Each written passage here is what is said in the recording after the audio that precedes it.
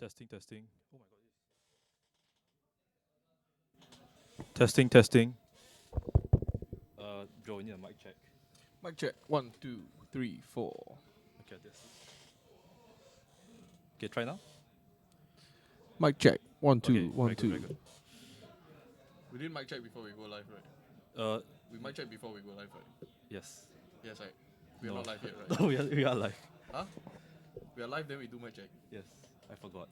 Wow, I'm professionalism. I'm sorry. I'm sorry, guys. Anyway, welcome to More Than Modern here at Grey Ogre What an Games. auspicious start there, Alfian. Yes. Today we have Brian Lim versus Felix Pels. I'm Alfian Poon, joined by the great Joe himself. Now you know we are short-handed. Yeah, Joe has yeah. to come out. Yeah, I Joe. have to crawl out of my cave to do casting. Yeah. Wow, that's a very comfy cave. I saw your cave. So today we have Brian Lim Chen and Felix Pels. Both of them, they told me they're playing new decks that they have not played before. Well, I think that's going to be the trend, right, for today. And I mean, last week I wasn't here. Was the banning was only in effect. The unbanning was only in effect last Friday. Was that right? Yes. Right. So this is the first daily event that we've had that is with the new modern, right? Yes, that is true. Okay, so it's going to be very interesting. Oh, here we go. Oh no, it's Here this. we go. Default to the old faithfuls. I think this was one of the first decks that Brian played when he first started definitely. This is playing modern. So I remember Brian Lim. He very first started with this right deck. Then he transitioned to burn. The burn. Yeah. It's been a long time since he started modern. It's a good right? deck, and I mean honestly, this is one of the decks that new players can get into quickly. Yeah, they can because go under the it's radar. relatively cheap. Yeah. It's a deck that it doesn't cost a lot to build. Well, Liliana costs a bit. Yeah, but I think honestly, if you did without Liliana, you should be fine. That's true. But here we see the legendary, the very very standard turn one rack, and Yeah. we still Good play. very impressive play. We're probably gonna see the turn two Yeah. smallpox, the better play. No him to Turak. Sucks. Oh no.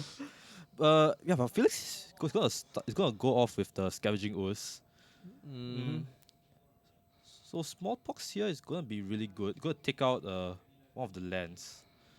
I think the one thing that 8 rack really got from the recent sets is one of the additions is Death Real, the Shadow Roach. I think Shadow Rook. Some of the decks turn into 10 rack because of that card. Yeah.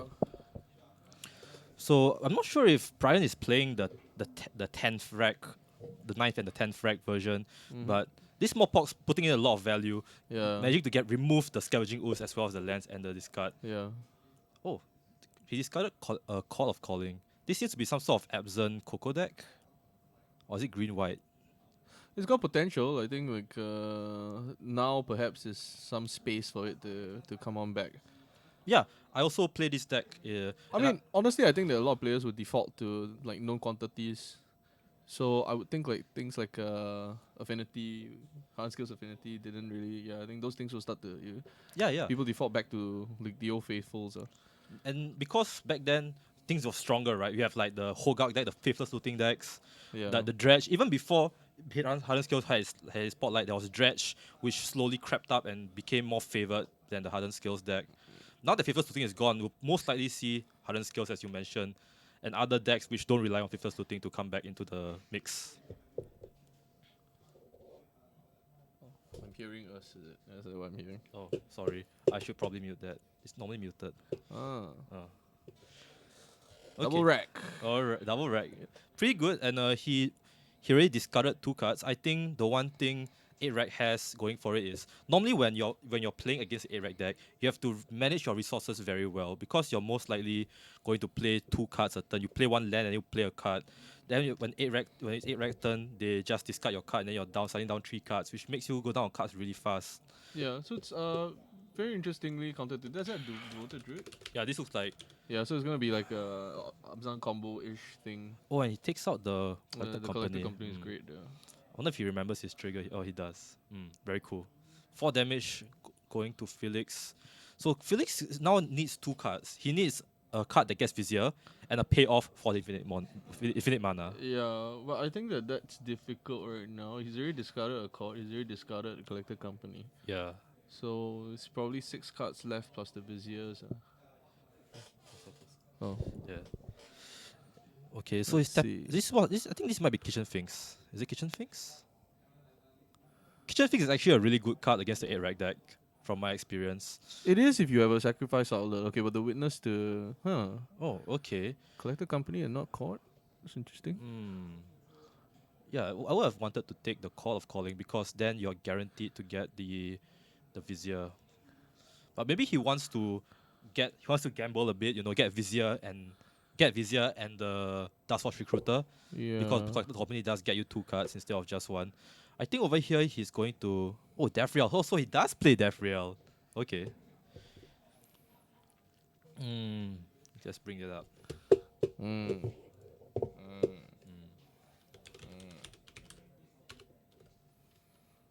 Is that how you spell Death Real? Yes, it is how you spell Death Real. Interesting. Someone screwed that up. Okay, let's Great preparation there. Excellent work. target player discards a card -1. Okay. It's basically one of the uncommon wall, the Spark Planeswalkers. And yeah, it's just essentially it's like a mini rack. Yeah. Well, if you have a fewer, then what's I think if you One or fewer, you get 2 damage. So less maximum potential, but easier to trigger. Yeah, and also a And planeswalker here we itself. go, so Liliana. I think discards the 1 card in his hand. Felix has 1 card. yeah, No, he has 2 2, cards. right. Okay, this card's another devoted druid. That's fine. Right, and so now he has the collector company. Okay, I think this is where Interesting. Brian is in a pretty not very good spot. Well, no, I don't know. I think if he whiffs on this collector company has the gamer, so he has to True, hit, true. and he has to hit like relevant things. You think he hit Kitchen Finks and something? Yeah, the things is not gonna save him for long. Yeah, that's true. But this is end step though. He's probably gonna kill off the. Oh no, What is the but his second life piece? is very low. He's at 9. Yeah, so I mean, he has like a turn Mm-hmm. if he doesn't deal with the things. Or if he can't deal with his own things, he's got a Mhm. turn. 3 life. Top deck 1 time. Nope. Oh. Well, I don't think there was anything that could have saved him either way. Viserys here can buy him a turn, I think. Actually, if No, it's- actually it doesn't even buy him Yeah, a no, turn. no, it doesn't. I think the decks now play a carry on feed instead of second Viserys fee- here. Yeah. I don't know, I like the Sky effect. Yeah, that's true. I think Sky effect in a combo deck seems to make a lot more sense. And yeah, Brian takes the first Yeah. game. I think if you're not very prepared or you don't know how to play around the rack effects, you're kind of doomed to lose to it. No, I don't know. I think that it's just a deck that attacks the format in a very one dimensional way, but it does it in a very brute force manner. So if your deck is susceptible to hand disruption, which any kind of Coco Call of Calling deck, when you're trying to piece things together, right, yeah, it's very susceptible to discard. I would say that actually like Felix's draws were fairly decent. At least he had access to a collector company, access to That's true. That's true. a court. He did e-wit back the company. I think Yeah. the value game against Iraq is very, very important. I'm actually very interested to know what's in his deck because I think in that critical turn when he Eternal Witness and got the collector company, he could have gotten the court. Would the court have gotten him like a way to deal with the Rex? That's Because true. like if he has like Kazali Pride Mage in his main board, or if he has Actually, I don't think they play Kasali Pride Mage anymore. yeah, so I don't. There usually is one solution. Like Knight of Autumn doesn't deal with it, right? Because Knight of Autumn is only enchantments, if I remember correctly. I think I'm pretty sure it's both Yeah. enchantment and artifact, but let me check. I know. Like I had this thing in the Pro Tour where it was the wrong one. So I don't know whether it's the Yeah, it's artifact and artifact enchantment. Yeah, so I think like at least it would be like a Knight of the yeah. Autumn. These decks normally play a Knight of Autumn. It is Yeah. a very versatile card. But actually, And yeah, there would be other options like Reclamation Sage or something to that effect where you would be able to deal with at least one and buy yourself a little bit more time. actually, if I'm not wrong, the deck should also have access to Shalai. Would Shalai would Hexproof be enough against the rack? Well, I think like Shalai was hard to court for in that situation because he had 3 lands in play and 2 creatures. That's right? true. That's true. He'll need two more. Yeah, two more so mana. 2 lands he could basically court for 3 fairly confidently the next turn. Right. So if you could do that, then yeah, I figure that at least you would get yourself a situation where you would be able to deal with at least one of the racks, and then like work from there. Yeah, because if not, then you either have to combo off or nothing. It's combo or bust. So maybe that was Right. his thought process going into it. It's combo or bust. Right, and I think if you play this deck a bit longer, you realize that this deck has other ways to deal with. It's not just a one-dimensional attack, just like it, right? This deck has many ways to win. It has it can play fair even in the main board. Yeah, go white. Yeah, go wide, Just just face. create a lot of value, Yeah. and you get those very big beaters, like maybe Shalai, mainboard, or Sigada. Some decks do play Sigada. Yeah, but I suppose that was like a very good expression of like what the Iraq deck does well. That's true, that's true. Land, rack, discard, discard, discard, discard, discard, discard. Removal, Yeah. Lose occasional already. If smallpox. you don't lose, I lose. Yeah, Iraq was also my first deck, and I didn't really have a good experience with it. Yeah, because I think that like you don't really have a lot of maneuverability. Like Ben likes to talk about like decks that give you space to play. I think Right. that 8-Rec doesn't really give you that space to play. So No, this is a yeah, I would actually think that Burn is a lot more complex a deck to play than 8-Rec. But I mean, okay, like, I mean, like 8-Rec pilots are probably going to be flaming the stream now. Where are the comments? On that's the probably stream? not going to happen because Iraq players don't exist. Hey, are you saying that Brian doesn't exist? Brian's not an Iraq player. Well, he's playing it now, right? Okay, so looks like Felix has decent plays. Oh, the chat is right there. We have 12 people watching us right now. 12 people. Say hi to the say hi to the 12 people. Hello, all 12 people who are watching us. Ask Actually- your friends to come and watch. Actually, maybe So- 11 because it counts us too. All right, yeah. Let's count 10 to be safe. Yeah, but actually 10 at this point of time is actually not bad, not that bad. Yeah, it's 8 p.m. I mean, a lot of Yeah. better things to watch, right? Like yeah, I don't know. NCIS. or something, NCIS, I don't know. Netflix. Netflix. Yeah, anything. Sorry, corporate promotion.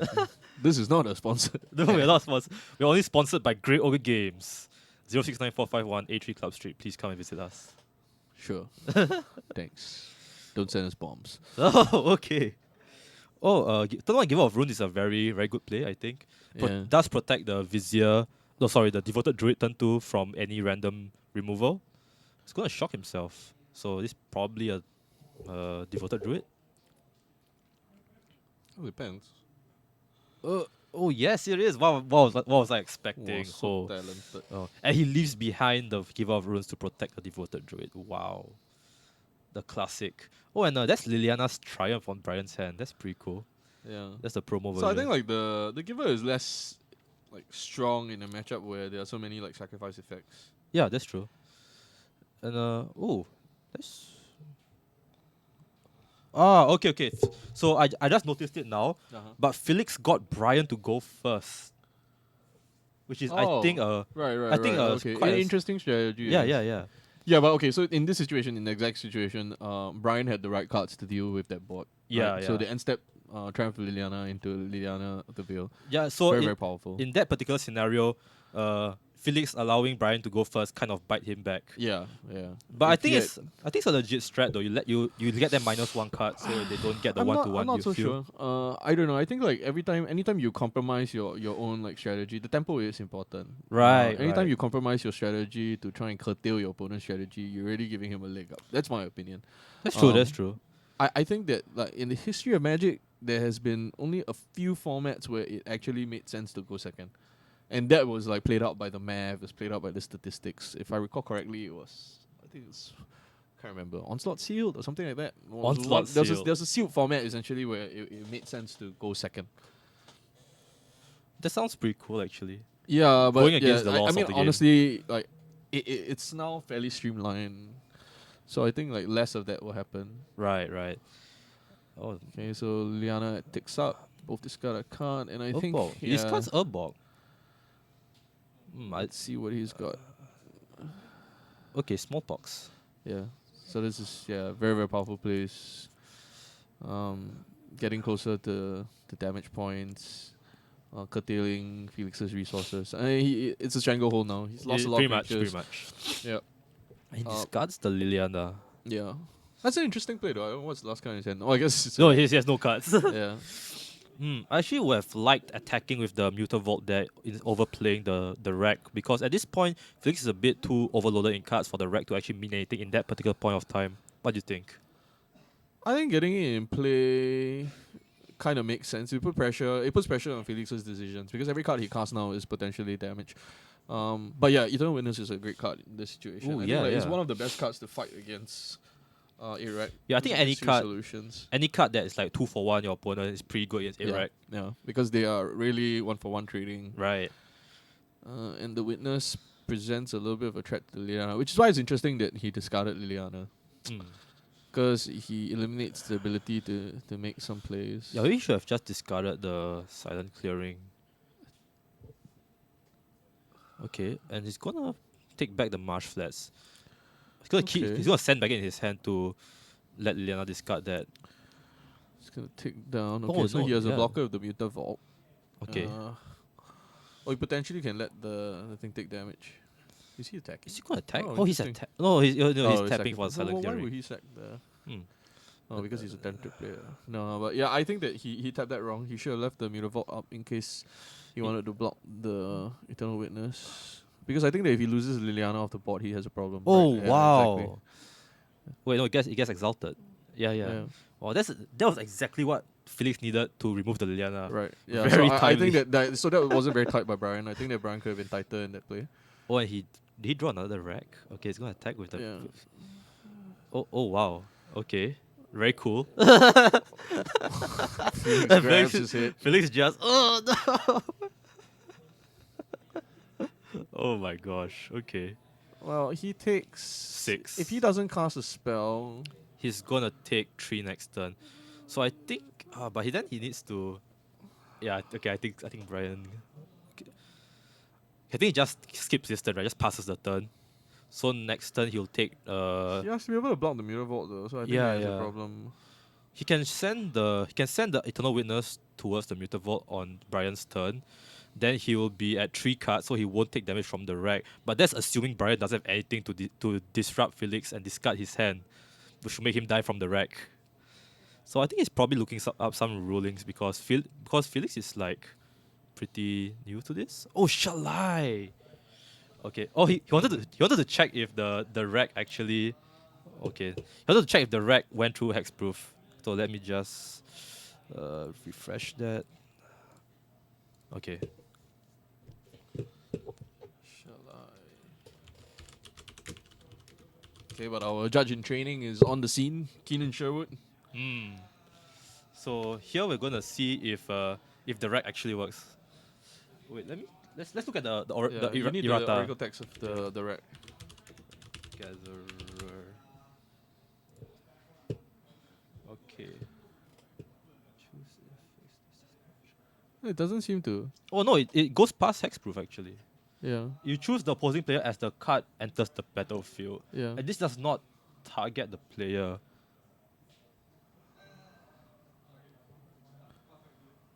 Okay, I'm gonna head out. Okay, okay. The bro is gonna go and resolve the problem, or the.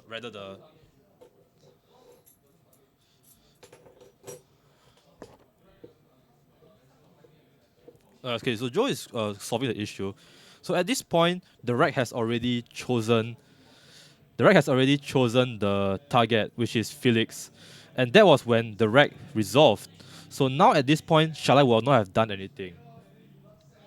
So actually, it's choose an opponent. So I don't even think the target part will be relevant if Shalai was in before the rack came in. So yeah, Brian Lim handily takes that one. Get wrecked. What 3 rack I call hex. Yeah, that's it rack pretty good against people who play this kind of value decks. I think Felix just didn't draw very well actually. Typically this Vizier decks they go off on turn 3 if Brian does not have anything. But Brian had a lot of disruption and Felix was pretty unfortunate to be unable to draw his combo on turn 3. Well, anyway, I already told Brian that he luck sacked, and he Yeah. agreed that he luck sacked. That was pretty lucksacky. Yeah, it was pretty luck sacked. Yeah, and I think like Felix did his best. Like he exploited the mistake of Brian attacking with the Mirror Vault. Yeah, yeah. And I think that if he had survived, if there wasn't a second rack, he would have been able to play around it. Or the third rack. Yeah. Sorry, well, if there wasn't the third rack, I think he would still be able to survive. Right. Yeah, it's pretty unfortunate for Felix, but stay tuned for round 2 to do not go away. The new modern. The new modern, yeah, exactly. How do you feel about the ban list actually? I think that it was definitely a right decision. I buy the logic of why Faithless Looting joined Hogak. I think that the unbanning of Stoneforge is interesting, but like with the unbanning of Jace, Yeah. will impact the format but will not tilt it. So I think that they're doing well with their reactions to it. I do like the fact that Wizards nowadays does not overreact. They take a little bit of time, they study the data before they make the decision. Hogak needed to get banned. It was too powerful. Yeah, it was. They gave it time, but it never changed. It was Yeah, always there. it warped the format. So I think Yeah, that yeah. anything that does warp the format requires a little bit of attention. And I think that the decision to ban Faithless Looting along with it, while it hurt some periphery decks like my like Phoenix's, The dredge. Oh yeah, Yeah. your Phoenix deck. I think ultimately it was the right call. They wanted to move away from graveyard strategies, and so it's in line with why they would unban Stoneforge Mystic, Right. because they wanted to go back to more mid-rangey, more fair kind of play. It's good for Liliana. It's good for Tang. Oh, yeah, yeah, definitely, It's good for definitely. Jan. So it'll be great. I think that it'll be nice to see different strategies in Modern for a change. Yeah, yeah. It's been very boring. Well, I wouldn't say it's boring, but it was very expected, like what the top decks were in the past, like few Faithless months. Looting. Yeah. Phoenix. Hogak. Yeah, I still think the Phoenix deck has potential. Yeah, there are some replacements for the card people have been brewing. It's difficult. I think that it's really hard to replace Faithless Looting, but I think also because of the ban in Faithless Looting, you dodge a little bit more of the graveyard hate, or like the dedicated hate, incidental hate that you face because everybody else has Surgical Extractions being bought, Leyline of Sanctities, Leyline of the Void main boards. Yeah, no, they don't. You dodge a little bit of that.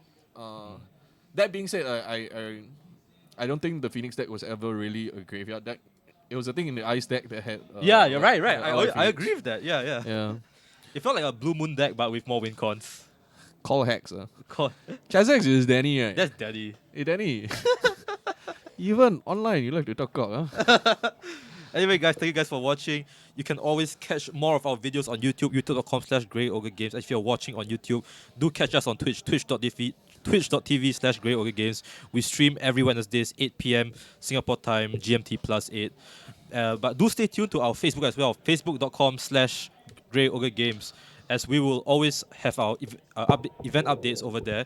As some Sundays, we have very special events, like day-long events. Like last Sunday, we had Eternal Weekend. Sorry, not Eternal Weekend. That's trademarked. Yeah, it's like our Eternal Monthly. Yeah, Eternal Month. It's a legacy event. But yeah, I think it's all leading up to the end of Gogi. We're already in season 3. Right. We'll be publishing the the standings for QP from the start of season 3, which was we started on the 26th of August. And we'll start to look. I think like now you start to see some of the slots are solidifying, right? So like the masters, the format masters for the first 2 seasons are already locked, right? The winners as well as the runner-ups. And our QP leaders for each of the seasons are already starting to firm up. We know what the total QP picture looks like right now. Right. Currently being spearheaded by, I believe it's Kenneth Wong, and then Steven is following up. Steven No, Villareza. Steven is top in total QP. I was just Whoa. looking through the list just now. So, Just by playing Legacy. oh no, I mean I think Steven plays a lot of formats, right? Oh, does he? I think he plays Modern from time to time. But yeah, primarily Legacy, and I think a lot of it is that he did well in a series of our monthly Legacy tournaments. Yeah. He was second for one, and I think that he's second. He top 8'd a few, and I think that added a lot to his qualifying I points. think he top rated like almost all of them actually. Yeah, and Kenneth has done very well. He plays a lot of formats as well. So yeah, the race is going to start to heat up as it gets closer to the end of the season. And the lineup for Gogi starts to firm up. So that's what we're looking forward to. More news to come, and more features will follow as we confirm like certain attendance in the event. Yes. And as always, if you want to find out more about Gogi 2019, do check us out on Facebook. Yeah, there's an album on Facebook with like all the information, like what the format is, who qualifies, how do you qualify, Some deck lists. some of the deck lists, some of the player profiles. But it's not too late. The season has just started, like I said, so it started on the 26th. You can always play for you can always qualify for the next SQ, and you play that, and you can go in. So Yep. And not too if, late. say for example, you want to specialize only in Legacy, or you only want to play Modern, you can get in through the Format Masters. If you're the top qualifying point getter for this season, you can qualify from the Format Masters. So we designed it in that way. We want to make sure that it's never too late to try and qualify for the Invitational. Right. And Invitational will be held next year, of course, a $5,000 prize pool. And That's- I heard there's something else too. Yeah, I think that it's airfare to American GP that we will be attending next year. Right. Yes. I mean, although the schedule is not out yet, so we'll get more details on that as it develops. We expect to get the first quarter GP schedule for next year. Probably, usually it's in October, November. So we'll probably have a better sense of like where we're going, Mm. and then from there we can start to provide some options. But anyway, I think it's just we're trying like foster a culture of competitive Magic here. Right, right, right. And try and give our competitive players something to grind.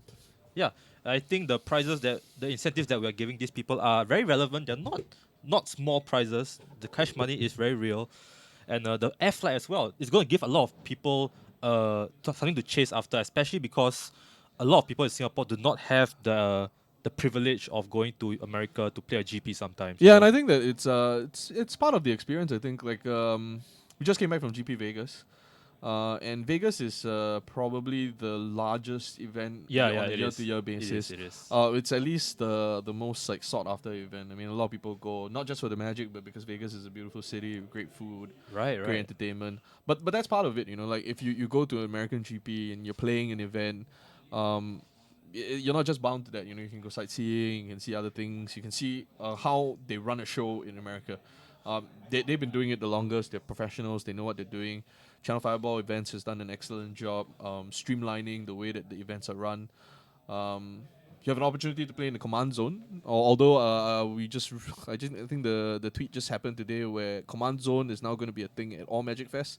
So Oh, that's I think cool. That's cool. even coming up in Magic Fest Bangkok, they're going to have the command zone. So I mean, like, but all these are innovations that have come from CFB events and from running and then hearing the feedback from the players, getting those things and then running them in events across the world. You know, like John Salem, a friend of ours, just won the Old School Championship in GP Vegas. So Oh, that the Old School Championship as well, the Old School tournament Right, right. was an initiative that was ground driven. There was a lot of conversations with CFB about like, hey, can we run a Old School tournament? And they tried it, and it was successful. And then they continued to try it. And so now every event that they have, major event, we will get something akin to a Old School championship. So yeah, I mean, it's wider horizons. You know, like you play against like 2,000, 2,500 players, whereas like the last GP Singapore was like Less than 1K. I think it was 800 players, if I recall correctly. Yeah, that's Thereabouts. Oh, actually, it might have been less than that. It might have been a bit 600 players. Yeah, Singapore has like a very small turnout. Had a very small turnout. I remember last time. Yeah, I was the buffet. modern events are usually quite good, but the last GP Singapore that was in Singapore was a sealed event, and that was pretty rough. Yeah, still events don't. If my memory doesn't fail me, of course, you can tell me that my memory has failed me. No, I don't think. I don't think anyone will disagree with you. That's more Yeah, or less a so fact. I think it'll be interesting. You know, go pick a nice GP to go to in a nice city like San Diego. Hopefully, there's Magic Fest San Diego next year, and then it's just a nice place to go visit. Just an off-ball question: can they Yeah. pick Las Vegas? It's possible. Yeah, I think it's possible, but Okay, we'll okay. see how long we want to defer the air ticket because I think Okay, that at okay. some point we want to have a resolution to Gogi 19. Right, right, right. But yeah, I think that we are open to it. If there's a Vegas, we'll definitely be going. Last GP actually was standard. Okay. The last GP was standard. Yes. Yeah. Okay, okay. Anyway, guys. All Magic Fest except for APEC. Oh, that's the old school one, I think. Oh yeah. Yeah. But I think now they're gonna start running it in the Asia Pacific ones. Well, at least like the Australian ones. They're starting to run old school. They're running Sandpoint Highlander. Oh, okay, The okay. last, I think it was GP Sydney, the last one that we were in, they did a 50, 60 player Sandpoint Highlander event. Decent amount. Yeah, and I mean, if for anybody who doesn't know what Sandpoint Highlander is, an interesting like format that they play a lot in Australia and New Zealand, and it's a form of Commander where there are certain points involved. Google it; it's a very, very interesting format. It's a lot of fun. Oh, he was referring to the command zone, not the old school. Oh, okay. Well, I'm not sure about that, Danny. From what I heard from Hao is that it will start in Asia as well. So I think Bangkok will be the test, but I'm sure more information will be coming out soon. And as always, guys, do stay tuned for round 2 and round 3. We'll be back after about 20 minutes time. Do not go away. See you guys in a bit.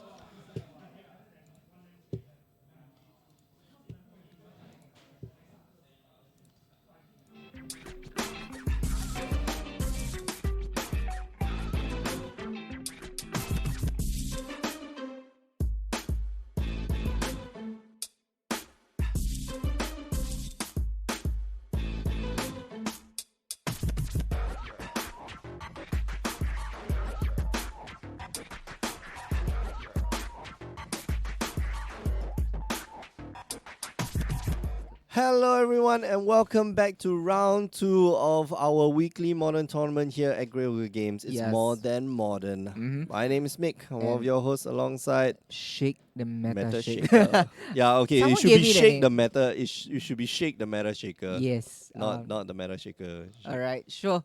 And Sure. I like this. This goes way back. Death Shadow versus Burn is indeed a very interesting matchup because this is one of the matchups where you get to see the skill of both players navigating through the game as it progresses. Because if you to ask any Burn player, they would say, "Oh, Death Shadow is a good matchup."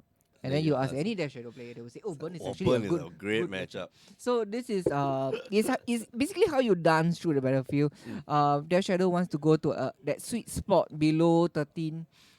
And then Burn is just like, yeah, you go low, bro. I'm just gonna like I'm bowl just you to gonna death. bowl you, yeah. Oh, I've And got like 3 bolts in hand. What you got? And I like this start. Burn always wants to start with their creatures because it is consecutive damage, and anything more than hitting once is a bonus for them. Yeah, so I mean, like, if every card in a burn deck is about 3 points of Mm-hmm. damage, right? 3.1 something Mm-hmm. points of damage because of the Boros charm. Mm-hmm. So when you have a Goblin Guide and it fetches your opponent like some lands, Mm-hmm. it doesn't really matter because like you're dealing double Oh, Goblin Guide, yeah. double goblin guy and only Uh one lander. yeah. Because you're So, dealing a lot of damage with the Goblin Guide. if he only plays one land, okay, Does doesn't he want the matter. Thought Scour? I wouldn't. Would I see a dismember and he's Oh like, no "Do no I no no want no to no. cast That's it?" The only reason why I would see him casting the dismember is to turbo the Death Shadow next turn. yeah. If you dismember, You the go Death Shadow down. immediately gets out range of bolt, and it is a threatening thing because there's no way game one that Cowler can get rid of a Death Shadow. Yeah. And okay, they just And the shortcut and the fact that like Cowler is like stuck on on one land. lands Oh, I right see now. another. Yeah, I see another Goblin Guy. Oh, this is. I would have kept this hand. This is the triple Yeah, goblin it's triple guy Goblin Guy. Yeah. and the one lander. But if I'm Lucas, oh, he really dismembered to take Okay. 6 in total. So he's down to 9. If he has a Death Shadow, it will be great. Two, It will be a 6, 4/4 Death Shadow out of range of a bolt, and he can probably raise with Teamer Battle Rage. I mean, Yeah. you don't play Raid and not play Teamer Battle Rage in Death Shadow. So you're doing it wrong. Okay. Yeah. So he's going. I don't Ooh, think he'll go down to 5. But does he 7. have the? Sorry. Yeah. I don't think he'll go down to 7. Does he have If he has the it Death in Shadow, he hand? just let me. But it But it doesn't look does. like he doesn't have it. Yeah. He has all. Okay, he has Stubborn Denial, no removal. Oh, that's a Death No. Shadow. I Yeah. think yeah, he has the Death Shadow. Yeah. Not okay. I would have just played the Blood Creep instead. Go down to 7. Hold up Stubborn Denial. Your opponent is stuck on lands. You have a blocker. Okay, I mean, just okay. Maybe your opponent gets lucky and roll land, but Yeah. but that play would have stopped anything that he has done because if he were to fetch shock, he's forced to fetch a blue land, Mm-hmm. and he wants that double black. So I'm not sure. Maybe. Well, I that's the thing, right? Like, so if he fetches here, right now the depth shadow is like 4/4, right? He fetches here, brings it down to 5, takes, Mm-hmm. sorry, brings it up to 5, and then takes another 2 points of damage that goes up to 7. So now you've got a 7/7 depth shadow If I'm Lucas, I wouldn't fetch it. It's dangerous to fetch right now because your opponent can respond and and do like double bolt, right? and double bolt. Oh, Boros Charm here. Oh, yep. This is where this is the window for color to resolve a spell because blue dash shadow decks tend to run Stubborn Denial, Yep. and this is where I would just he allowed it. Oh Okay, the wow, he only let it fear go. of him allowing it is because the TBR, the Teamer Battle Rage kill, will just get him. Right. Mm. Okay. But he doesn't. I mean, like Lucas didn't look for red, so Cowler should be thinking like, maybe I should like But just. he saw the blood creep You know? from Goblin Guy. Oh right, right. Yeah. Okay. So Good point. Good point. I would just attack with play because he needs to play this to fake Yeah. the The TBR. like. Yep. Okay, then just block, and there's no point not blocking. You will die Yeah. No, anyways. yeah. You know, Yeah. he won't. He goes to 5. That's 9 times 2, 18. He wouldn't die, so he cannot block actually. No, but if that like.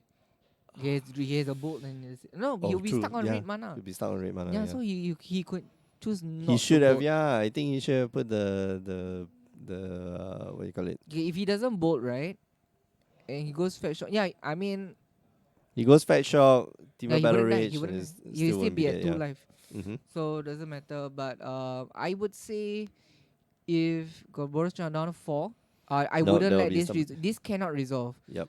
Then You're okay. in a good place with your Mm. with your Death Shadow, right? Like this isn't something that you want Mm. to resolve because you've still got Street Wraiths in your hand.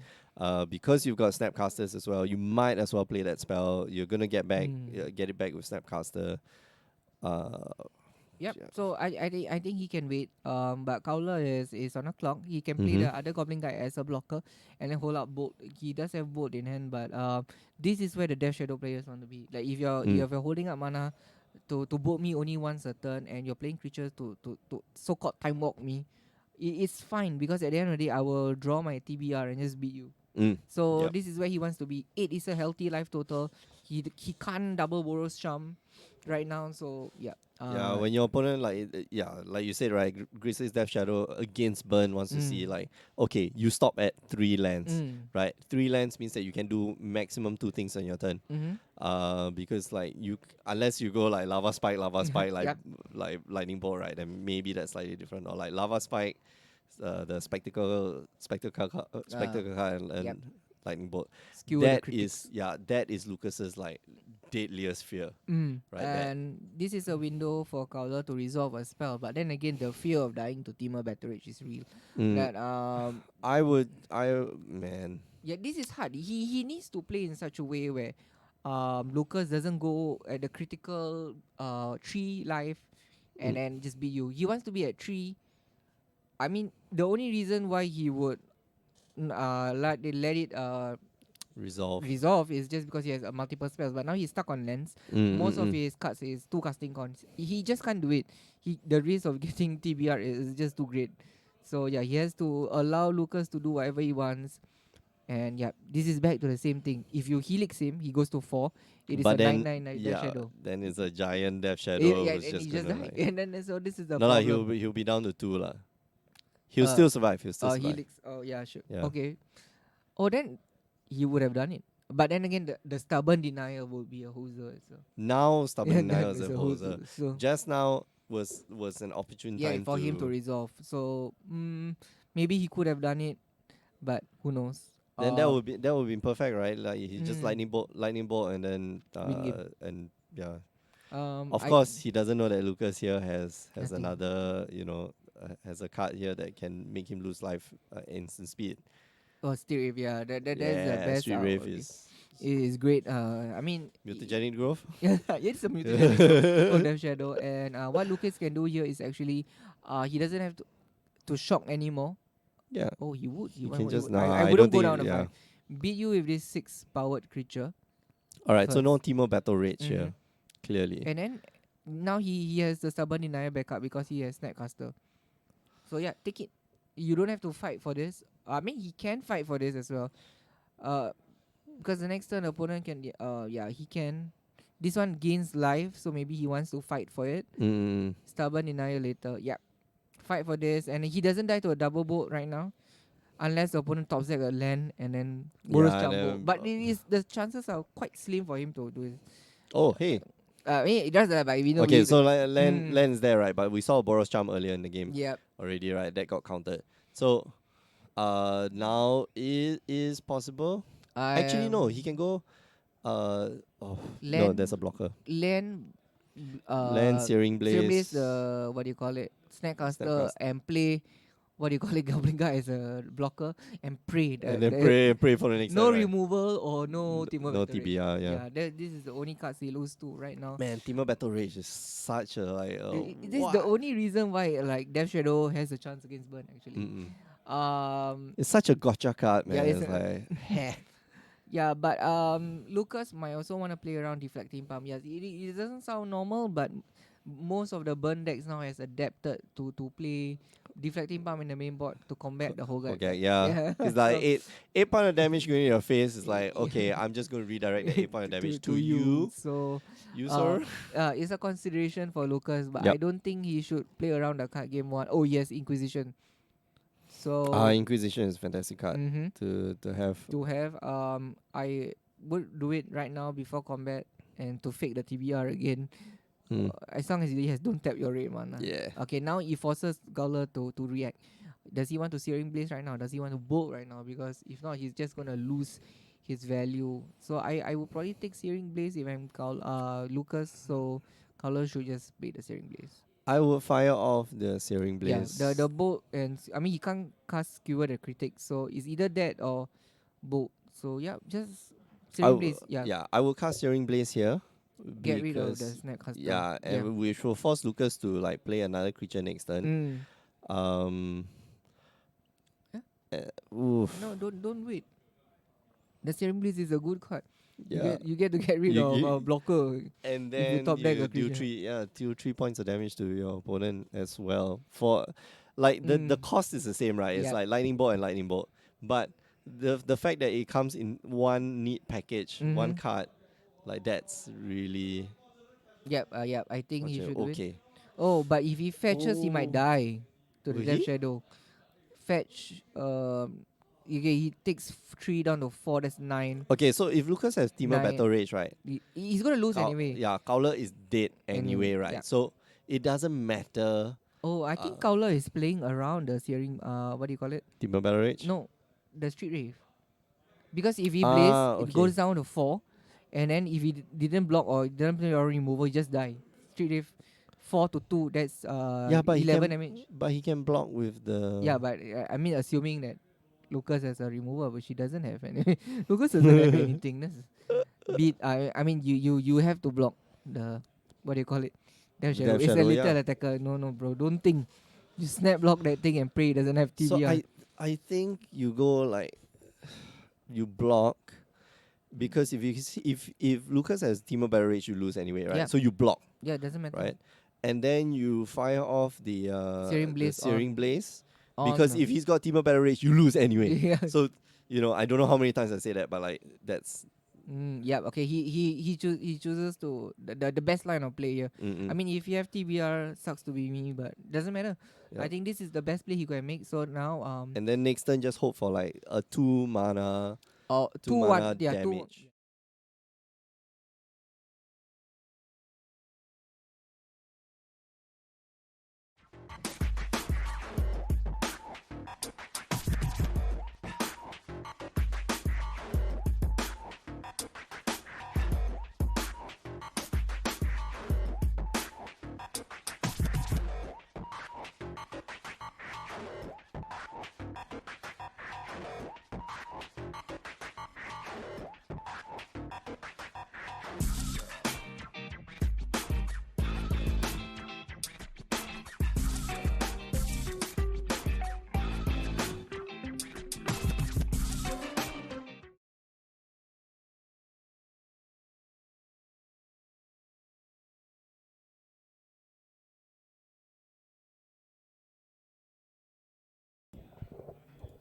Hello everyone, welcome to round 2 of Modern Modern here at Grey Ogre Games, and that's the camera dying again.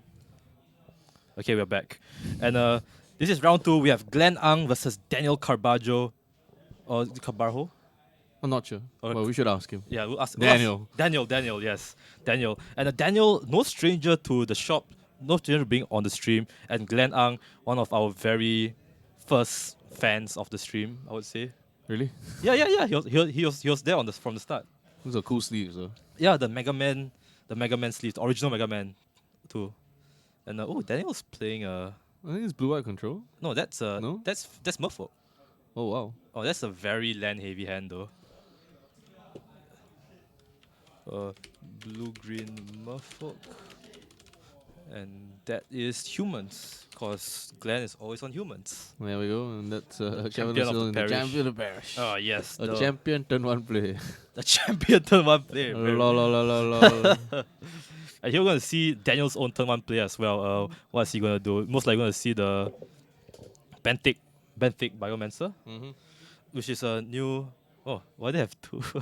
Why they updating 2 life counters? Okay, so turn 1 interval always a good start. Yeah, that's a great start. And, Exactly what you want to do today. right. And Daniel has 2 Force of Negations in his hand, which is actually not a very good hand, especially against humans, I don't think. Yeah, situational. 2 is not great, but I think like having 1 is quite a surprise. Oh, that's true, that's true. Yeah. I mean, you could take out his what non-creature spells do humans play actually? Besides Interval. Path. Puff, yeah, okay, that's fair. So I And, mean, like it can screw up combat math on the humans player's turn. You know, they are trying to do some funny combat trick with Path to Exile, or they're trying to do something funny with like adding tokens and stuff. And yeah, they potentially can get Spanart. Spanart. Spanart. Yes, that's the word. Spanart. Spanart. I had to think about it for a bit, but Spanart. Oh, and the Talia's Talia's Lieutenant. Lieutenant. Oh, very cool, very cool. Okay, he realizes that he should just be doing one. But yeah, the value on the Champion of Parish gets 2 counters from just 1 creature entering the field. Yeah, that's what human does. Hmm? So he's going in for the 3 damage. And we discussed this earlier. Because of certain decks getting removed from the format, from the bannings, some decks just became better. Will you say humans is one of them? I think that humans being a very I think like Hand Skills Affinity and a lot of the other meta staples in the format, the benefit that they already have is that they are already tested. Right. Humans has been a very, very powerful deck for a very, very long time. And I think that it just got overshadowed by some very outrageous power curves in Hogak and some of the Hogak other decks, was pretty outrageous. I mean, honestly, humans does very powerful things. Hogak just goes over the top, right? You know, and you can like just go completely. You can just break the synergy that you know humans takes this kind of advantages from. So I think that now with the bannings, you will find a readjustment back to the combat step. You see more creatures attacking, more things turning, in a non-overpowered fashion. That's true. So maybe we'll see the return of like older combo decks, like maybe Storm, who has been shafted for a bit. Yeah, I've seen some very interesting versions of Storm. I don't know whether it's the right version. The Twiddle Storm? Twiddle Storm, but I think that I personally think the Aria of Flame is very, very powerful card. Oh yeah, I think so too. And Yeah. I think that A lot of Storm decks have been mainboarding the Aria of Flame actually. but I think that very few of the decks have been building around it. So Okay. like this whole idea, this Twiddle Storm idea, I saw a few of our players playing it, and I don't know, maybe it's a new deck, so they weren't playing it optimally. But it felt like, you know, it meandered a lot, you know, like you don't know what you're really doing, what's the purpose. The best decks in this format, the best decks in Magic in general, very focused about what their game plan is, Right. what they're trying to achieve. And I think that maybe it gets there. Maybe the Storm decks get there eventually, but there's a lot of potential there. And I think that that's what's fun for a lot of people, that there's a lot of potential in the format. There are things that now you can try. Like what you said, you can dig old decks out, you know, you can hash it a little bit, change a little bit here and there, and hope to find like something different, you know, something that will be very powerful in this format. Right. And especially the Blue Control decks as well, you know. Yeah, I mean again, all those stable powerhouses that didn't get affected by the bannings got better. I think Blue White basically got buffed. a little bit of a buff, but I don't know about like diluting their package to fit in Stoneforge Mystic. I don't think that that's what they're trying to do. Yeah, a lot of people have been making comparisons with like the Blue White Stoneforge decks from the Legacy. Yeah. And how they say that Modern's gonna look a lot like that now. But some people also made the argument that they don't want to dilute their control plan a bit too much. Yeah, and I think that you have less tools at your disposal than the Legacy Stoneblade decks. Yeah. You don't have Wasteland, for example. You don't have Force of Will. Yeah, Force of Negation. Not the same thing, man. One is like $20 wireless, the other is $60 wireless. There's a reason. Here you see Meddling Mage going to come down, but I think Daniel is a pretty okay spot. He does have 2 lords. No, Yeah. 3 lords. Sorry, Yeah. 3 lords. What? Oh, wow! He dropped the Sprang Seeds off the top, and now all his merfolks are going to be unblockable. Yeah. So I think like this is where Merfolk does very well. It can snowball very quickly. Oh, he's gonna draw. Wait, that was very greedy. If he didn't draw a land, that would have been. No, I think he had it. Did he have it in hand? No, he didn't. Hmm. What? That was very greedy. Yeah. Okay, but now he has the option to just Sprang Seeds one of Glenn's lands.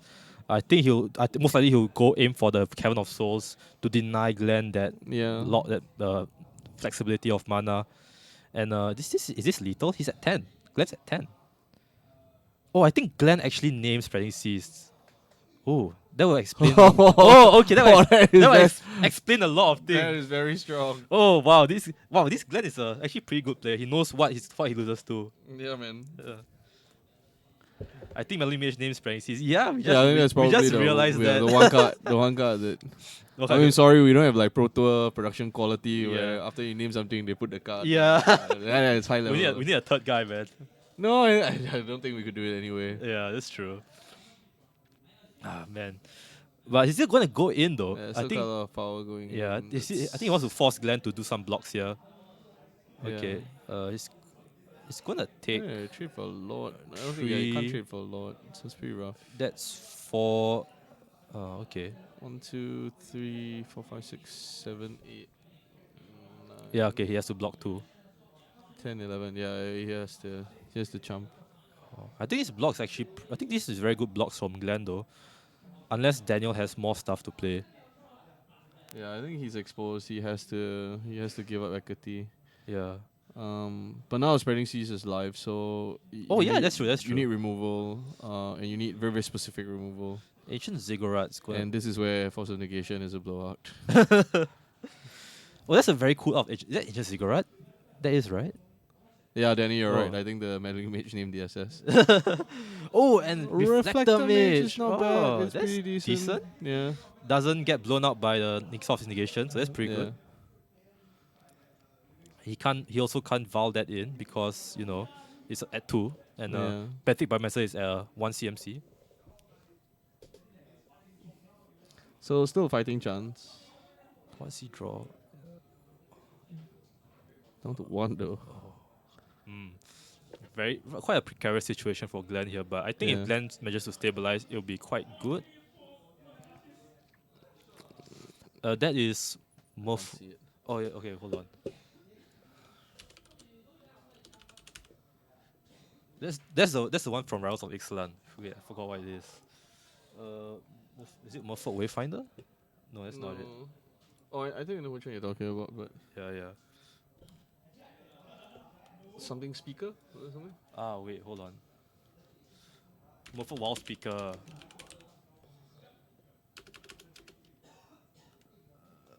No. Oh, that's awkward. Nobody it's remembers these okay. comments. and Yeah, stuff.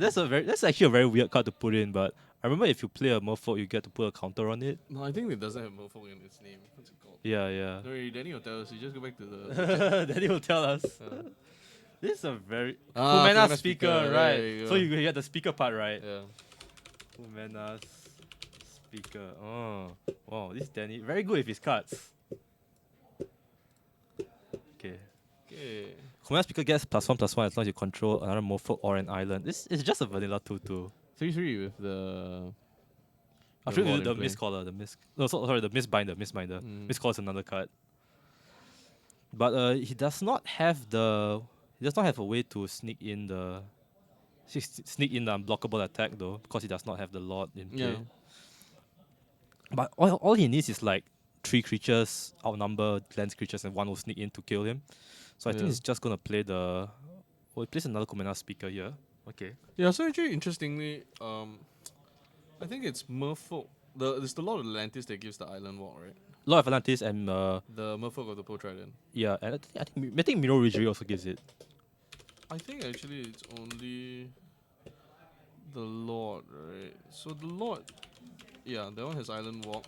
No, it's also the Pearl Trident also gives it. Island Walk.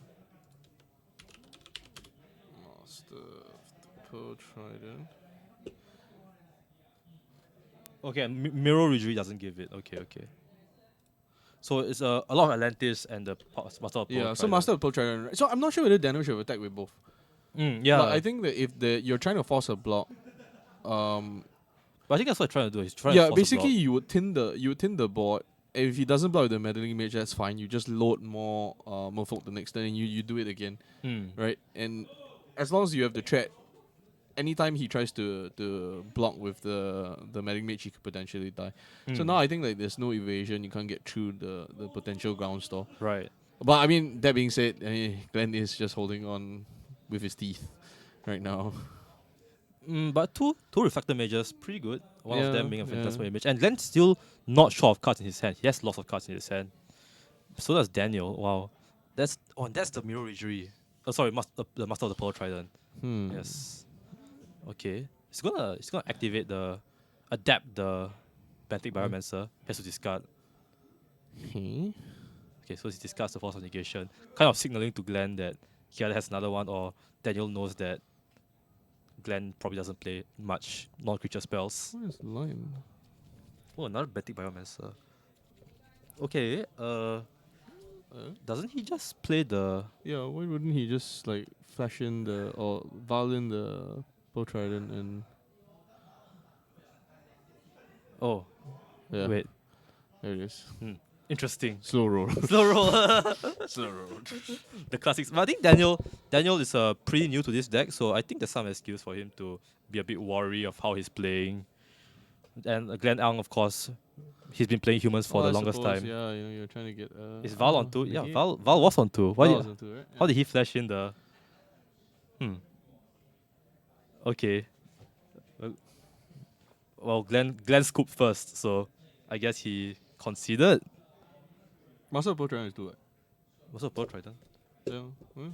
Oh, it is two. Okay. My bad. Right. Val is on two. Master of Pearl Trident is two. My bad. Sorry, I thought it was three. Outstanding. Hey man, it's not Covering yourself with glory, Alfian. it's not every day I see the Mofo deck. Okay, that's my excuse. Okay, cool. You said it right. Excuse. But post sideboard. Wow, what's Daniel gonna do sideboard? I think he takes out the Force of Negations, doesn't he? Probably, yeah. Or you keep them for in anticipation of Glenn's sideboard cards. I'll regret sideboard in actually. This is interesting. Maybe Puff. More removal, I suppose. Yeah. Actually, I'm not sure if there's much sideboard cards against Merfolk. Maybe he play engineer is not a human, is it? No, but they do play. I think they play at least one copy. Right. Actually, it might be. No, it's a carrier. It's a carrier. Never heard of that before. I think. Deputy of Detention. Deputy Yeah. of detention potentially. And I think obviously. Is there anything that they can do to deal with Vile? Because Vile is maybe. I don't think humans has a solution to Val, but here you see Daniel just openly sideboarding his cards. Very cool. I don't Maybe the collector oof. Oh, collector oof. Oof. Well, I just want to say it. Oof. oof. You do play a lot of Minecraft, don't you? Do you still play a lot of Minecraft? Recently. Oh, recently, yeah, I've been back into You it. got back into it. Yeah. Minecraft has a lot of changes now, right? Like very good changes. Yeah, I think so, but I think also because my laptop can only support like Minecraft when I'm overseas. I tried playing my Final Fantasy online and like no, that was just rough. Oh my god. Final Fantasy 11, I would like to Not none of 14. these 14 young people play this Shadowbringers. game. But yeah. Oh, is he taking those out or is he leaving those cards on the table? Is he taking? Okay, he's putting back the Spreading Seas, but yeah. I think Spreading Seas is really good. Yeah, it is. Because humans runs a lot of those. Yeah, it gives you evasion and it helps you like really gum up their mana. Because a lot of what humans do, they rely on the 5 color lands, like the Ancient Ziggurat, the Cavern of Souls, Yeah. Mana Confluence maybe. Especially I think with regard to like sideboard cards. Yeah, it's gonna be challenging if like the mana is destroyed. This matchup is good for humans, says Sheik. I actually kind of think so. Yeah, I think like I think humans has a better tempo game as compared to Merfolk. yeah, Yes. because I just maybe think that Glenn didn't draw well in that game. Yeah. Like if like Merfolk can go wide, humans can go wide as well. You know, like and they can go very large. Yeah. Just needs to have the right like set of cards, I suppose. Right. And I think Daniel maybe just had a good draw. That's a fair point though. 16 lords. But UG runs 16. Oh my gosh. Okay. But if Glenn if Glenn has some sort of removal, he's probably gonna point it at the lords, which will you can only have so much cards in your hand, right? Even if you have like 16 lords, where one lord is taking out space for another Yeah. better, maybe more important card. Yeah. The plan is to just slam lords into lords. Lords mobile. Not sponsored by the way. Chain lords into versus chain mantis. Okay, man. Thanks. Yeah, but Glenn didn't really draw many mantises that game. Actually, Yeah. mantis is a really vital card in this matchup, I feel. It does a lot for the clock and it's very good on defense as well. A lot of the more folks, they don't really go above 2 toughness or 2 attack Yeah. unless they have lots. The lords make them like a little bit more difficult to deal with, but I Right. also think like Glenn didn't have any form of acceleration. He didn't have didn't like have a either double mo- hierarch. He didn't have a Edaval. Yeah. So like that kind of limited his ability to match up to That's very Daniel vomiting his hand onto the board. That's very true. That's very true. Important thing in this Um, matchup is Val. Yeah, Yeah, Val is very important in this matchup. and I think like he had to defensively Reflector Mage, whereas I think that Reflector Mage is a very strong offensive tempo tool. Right. But that's only if he has pressure on the front foot. So yeah, I think like the slow start like really it gets exacerbated by it. Okay. And Daniel looks like he has a decent hand. Glenn is probably going to keep. Oh, interval for Daniel. Wow, so talented. Let me have to fold. Okay. And Honestly, yeah, you can mulligan to it now, right? yeah, that's true. That's true. Because the new mulligan rules makes mulligan can mulligan a lot more liberally now. Yeah. He's I got don't know about liberally, but I think that there should be a lot more emphasis placed on it. I think. That's true. That's true. Yeah. You can now mulligan more aggressively for certain cards that you need that you think will tilt the matchup in your favor. Oh, and that's Noble Hierarch. Yeah. Oh, it's the RPTQ one. Glenn does enjoy his promo cards very much. Yeah, so at least some amount of acceleration. This allows like turn 2 Mantis Rider, it lets you do Reflector Mage to come the board down a little bit. And he plays the Etherval. Okay. Etherval's good. Etherval's good. 9 Mantis Rider, go! Mantis Rider, let's go, let's go. Yeah. Yeah. Oh, he's hesitating, so that means he doesn't have it. Oh no, he has it. Of course he has it! He's just showing you slow roll. You can slow roll me, I can slow roll you. Oh no. And this is a 4. This is gonna be 4 points of damage. damage, Wow. yeah. Wow, this is the So this is what I mean. Now every Reflector Mage, every removal spell, Kitesail Freebooter that can take away something, all of those things become very powerful. right. Because the Vial is going to take a little bit of time to tick up, and I don't think that there are many things in Daniel's deck that can effectively block a Mantis Rider. Not a lot of flyers. I don't think his deck has any flyers in the not at first all. place. So I think like it's going to be rough if he doesn't find an answer for this right quick. And I think that the moment that Glenn untaps, then he has a whole bunch of other options. If he plays Unsettled Mariner, for example, then it becomes even harder to deal with all the stuff that's on the board. And this Master of Pearl Trident just not gonna cut it here. Can't take anything against Merfolk. Yeah. Let's say a freebooter. Okay, Glenn's gonna untap. You can take. What's this? They don't have Fatal. Oh no, this is blue green. Oh, Glenn was showing something to Daniel, but I couldn't tell what it was. He moved it very fast and it was very very flashy. Very fast, very. Wait, what's that? flashy. What's that? Oh my gosh, that card on the front. Okay, never mind. He just plays the Champion of Parish Champion. first. Okay, so yeah, Champion of Parish into Militia Bugler. Interesting. That's a good card, Militia Bugler. Vigilance lets you get another card. Card selection. Wait, is that Waller Rouge? Oh my gosh, that is Waller Rouge. Waller Rogue. Wallaroo. Yeah. Interesting. Spicy. That is very spicy. Is this in a new model list? Huh, this is quite spicy. 4 mana though. Seems Maybe he. seems clunky. That's true, but his deck does have a lot of acceleration in terms of mana. But then your interval goes to 4. And what else? What else in your deck costs 4? Yeah. I don't know. Seems rough. Yeah, but I guess Glenn just wants to show off his new tech, his new epic deck tech, and yeah, Daniel's gonna vow in the Kumina speaker, which is Mhm. 2/2, I guess.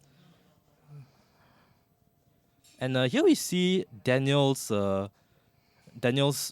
Paint Horizon Lands being a bit of a liability, because in this kind of matchup where you want to race, you want to preserve life total, every single point of life becomes very important, and he should remember to minus his life here for the Waterlogged Grove.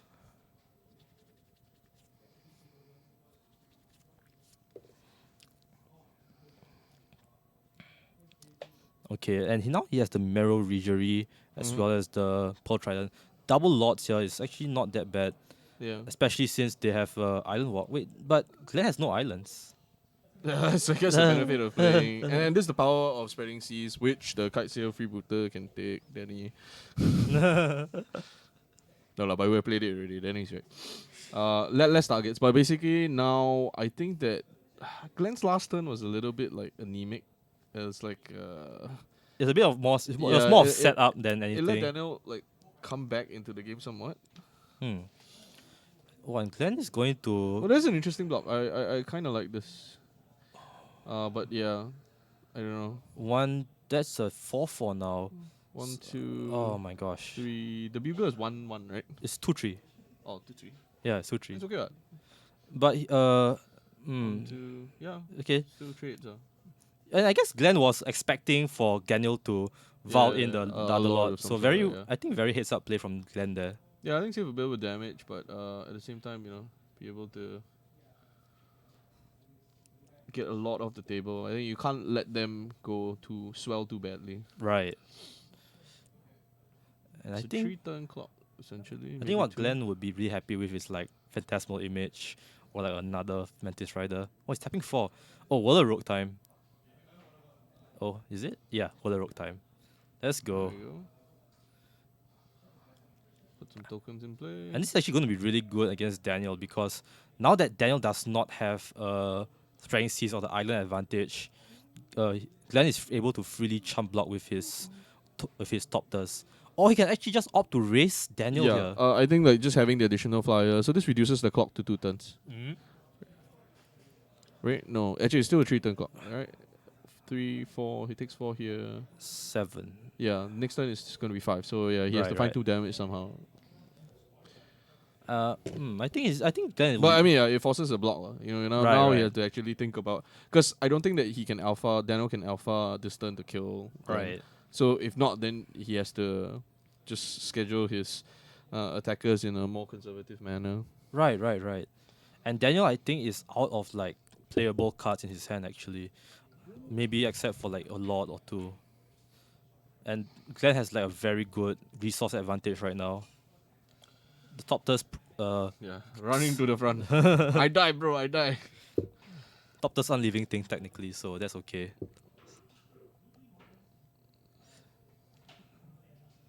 I think Daniel might benefit greatly from cracking the Waterlogged Grove. I think that's the first step to trying to come back in this situation. But he does have like 2 Uther Volts though, so that kind of starves him from mana a bit. Yeah.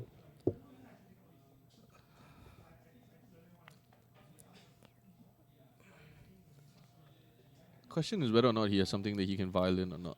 Hmm. I mean, the amount of time he's spending thinking, I kind of think he does. Yes, Mirror Regery, okay.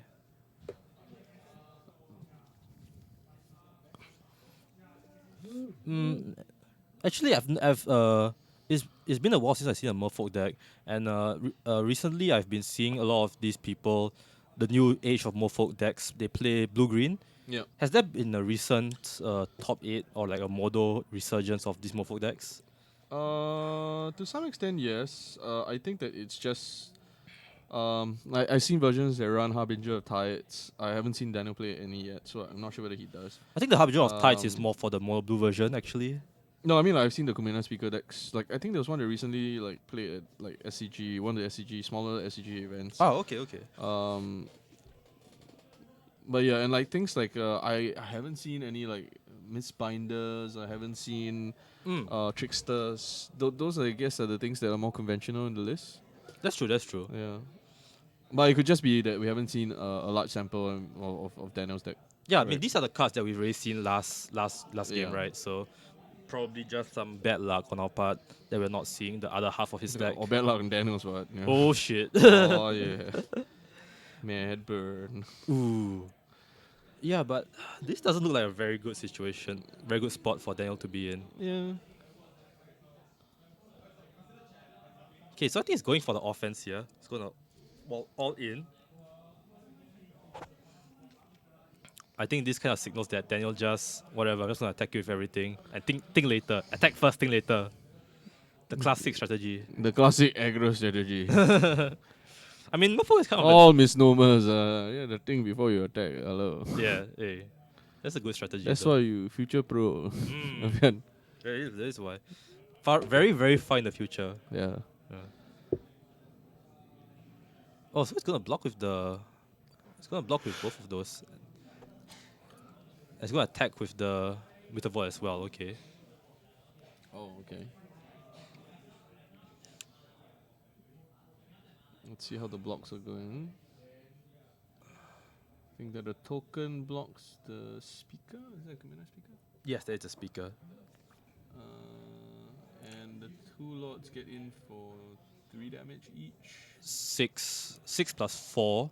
Yeah, okay, let's see what the Val brings in. It's another lord, right? That's another 3 damage, but that's Yeah. just 13 damage. It Glenn's at 14. That's like Yeah, so that's 9.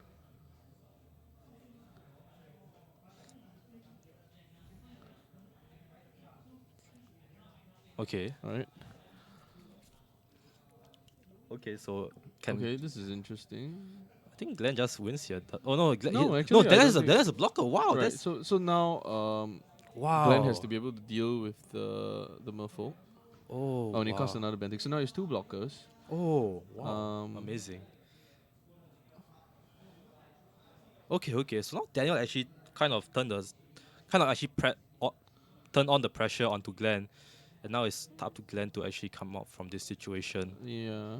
Actually, that's pretty good play from Daniel. I did not think about that. Oh, what's he untapping?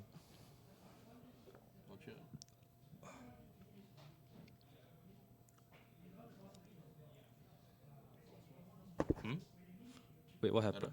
What he untapped? Aura? Aura. Aura? Wait, that's What's going on? I have no idea. But Glenn is cracking the Waterlogged Growth. Wait, Waterlogged Growth in the human. I think this human's deck is like splashing, trying. Nurturing Peatland, was it? No, this is Waterlogged Growth. I Was it think. Waterlog, bro? Yeah, it's a 3 Actually, mana it's a little lord. bit opaque. Well, another Mantis Rider doesn't it? Oh, it's the 3 mana lord that allows it to untap. Ah, okay. Ah. The Marrow Regery, right. Thank you, Danny. Actually, we should have Danny on the casting team. No. No thanks. Whenever you cast a Morpho spell, you may tap or untap target permanent. Ah, okay. So Screws up the math a bit. putting in some reps on the Merfolk casting. Okay, and now See what's up. ooh, okay, that's pretty decent. That's the Oriok champion.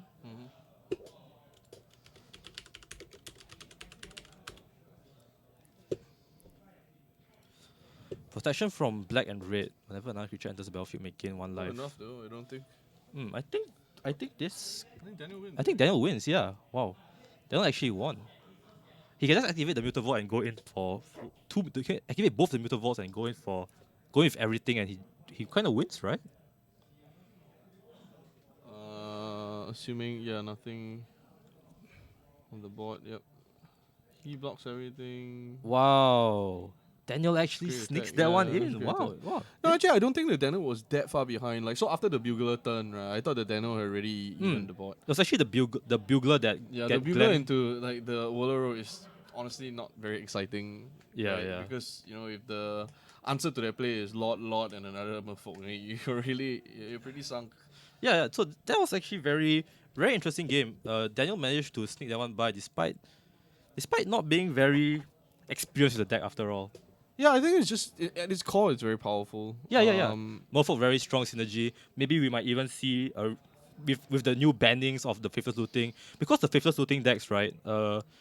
EZ Phoenix, the both flavors of Phoenix, they ran a lot of removal in the decks. So without the Phoenix deck being like rampant all around, maybe Merfolk, other creature based decks like Merfolk and humans have more space to wriggle around instead of being like Yeah, having your creatures being roof every turn. I think so, but I don't know how well this does against very creature removal heavy decks.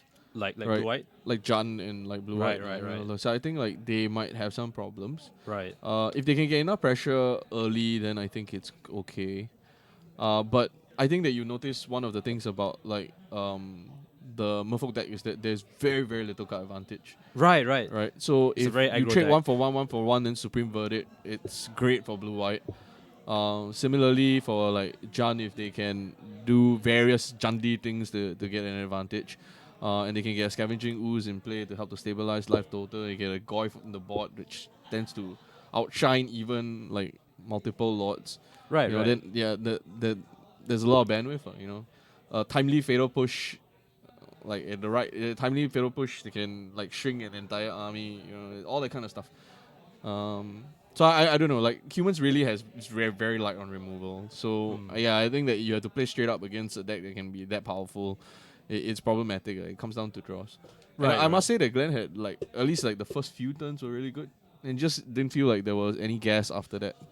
Yeah, the Merfolk's power spike really came online when Daniel just slammed the Ether Vial and he was able to play 2 lords a turn. So Yeah, I think 2 lords a turn kind of but I mean the outshines. fact was that like they do play that many lords, but Daniel had to have them in hand. Right. So Oh, and yeah, Daniel does play the tricksters. I did just catch a glimpse of them in the deck. so yeah, okay. There Anyway, you go. guys, that's it for round 2.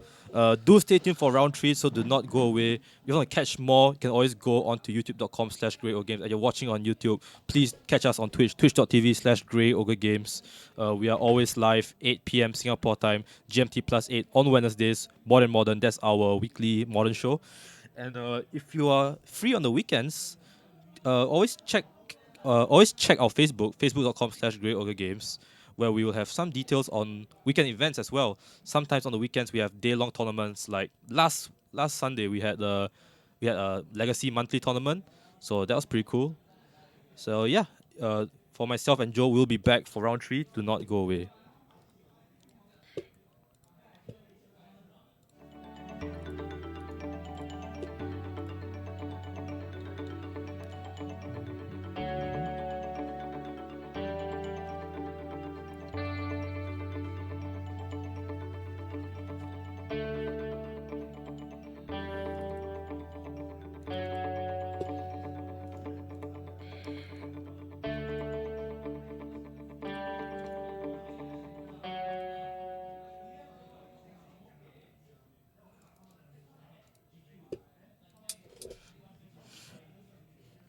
Hello, everyone. Welcome back to the quarterfinals of the Grey Ogre Games Invitationals 2019 Seasonal Qualifier number 2. My name is Mika, one of your hosts, alongside the future pro, Alvian Put. Uh, Uh, hey guys. change the title of the Twitch. Top 8. Yeah, top 8. Yeah, we have determined who our top 8 are, and we're watching seat number 4 and 5. Joshua Tan, I believe, is on 4. Kong Chong Ting, not Chong Ting, Chong Ting. Chong. Yeah, change the name. Chong Ting on I think seat 4. Seat 5. Sorry, Joshua is seat 4, and Joshua is gonna go first. He's playing Burn, of course. Very advantageous to go first. Yeah. Burn. If you're playing Burn. Burn wants to go first. Of course. Definitely. Of How- course. How many cards can you play in like 3 turns? All the cards, man. All the cards. All the cards. So we're gonna finally find out which deck is faster, Burn or I think it's okay actually. I think I It's hard to say. It's hard to say. So if Joshua can get down like, looks like Chongting is gonna be going first. He's mulling. He's mulling. Okay. Joshua keeping that full 6. That's like awesome. Okay. What are you doing, Mick? I don't know. It's like it was highlighting everything. I'm not very comfortable with that. Oh, okay. Oh no, Chongqing is going first. Chongqing is third seed. Oh. Oh no, okay. Chongqing is fourth and Joshua is fifth. Okay, so that's not very good for Joshua. Too expensive. Okay, and he has Hogak and Vengevine. Yeah. Trying to decide what to do. What to eat? Yeah. There's always Oh, we go. Manhattan fish. I'll figure out. Manhattan fish is kind of affordable. Yeah. That's fine. It's very fine. Oh, that's true. That's true. Oh yeah, that's true. And Goblin Guide gets Chongqing a blooming marsh. Very value. Okay. But yeah. Something he's not going to be drawing off the next card. Oh, he draws Oh, a Stitcher Stitcher Supply. Supply. Oh, that's Oh, so so good. good. Wow. Is that Vengevine in his graveyard already? Yes, I believe I think so, he right? plays Stitcher Supplier, then he plays the Carrion Feeder, then he goes off. Okay, I think it's over for Joshua, to be honest. Sorry, Joshua. This is over. Nice try. You're very dead. He has he's gonna have a Hogak and a Vengevine turn On 2. turn 2. Yeah. How do you feel? I think that's a bit unfair. That's very fair. What are you talking about? I mean, that's very fair. So just play the land and you Carrion Feeder. Land, Carrion Feeder. Carrion Feeder. Sack. No, you don't sack. You gotta. Oh, okay. Oh, no, so you yeah, get the yeah, 2. okay. You use that to cast a Hogak. It's Hogak time, baby. Okay. Oh no. Beat first 4. Oh Joshua drops down to 16. I think this game 2. Wait, where's the life counter? It's off the table. Nat? I'll go get it. No, Nat got it. Good. Thank you, Nat. Good boy, Nat. And this is very cool, very interactive Hogak gameplay. Very nice. That's nice. Thank you, Wizards. Thank you, Watsy. Sweet. Man, this is like it's getting old and stale real fast. No, it's not. This is fun to watch. No, it's not. Alfian, don't kid yourself. Hogak. Turn 2 Hogak. Turn 2 Hogak Vengevine and 2 other creatures. That's very Yeah. fair. This is more consistent than Hollow 1, by the way, which is just a 4/4. Yeah, and Hollow One is like the potential for you to discard a Hollow One is extremely high. So Joshua is going to do his best and just suspend a Rift Bolt. And pretend like nothing's wrong. Everything's wrong. Everything's like totally fine. Everything is wrong. It's like the room is burning, right? It's like, oh, everything's fine.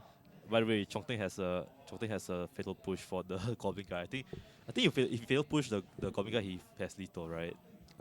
Is that 8, 8, 12, 13, 14. 14. Okay, no, not quite. I still think you push the Goblin guy. Oh yeah, for sure. Yeah, It's like that's a blocker. That's like 4 extra points of Right. damage. So he's gonna get the counter onto the Carrion Feeder. Oh boy.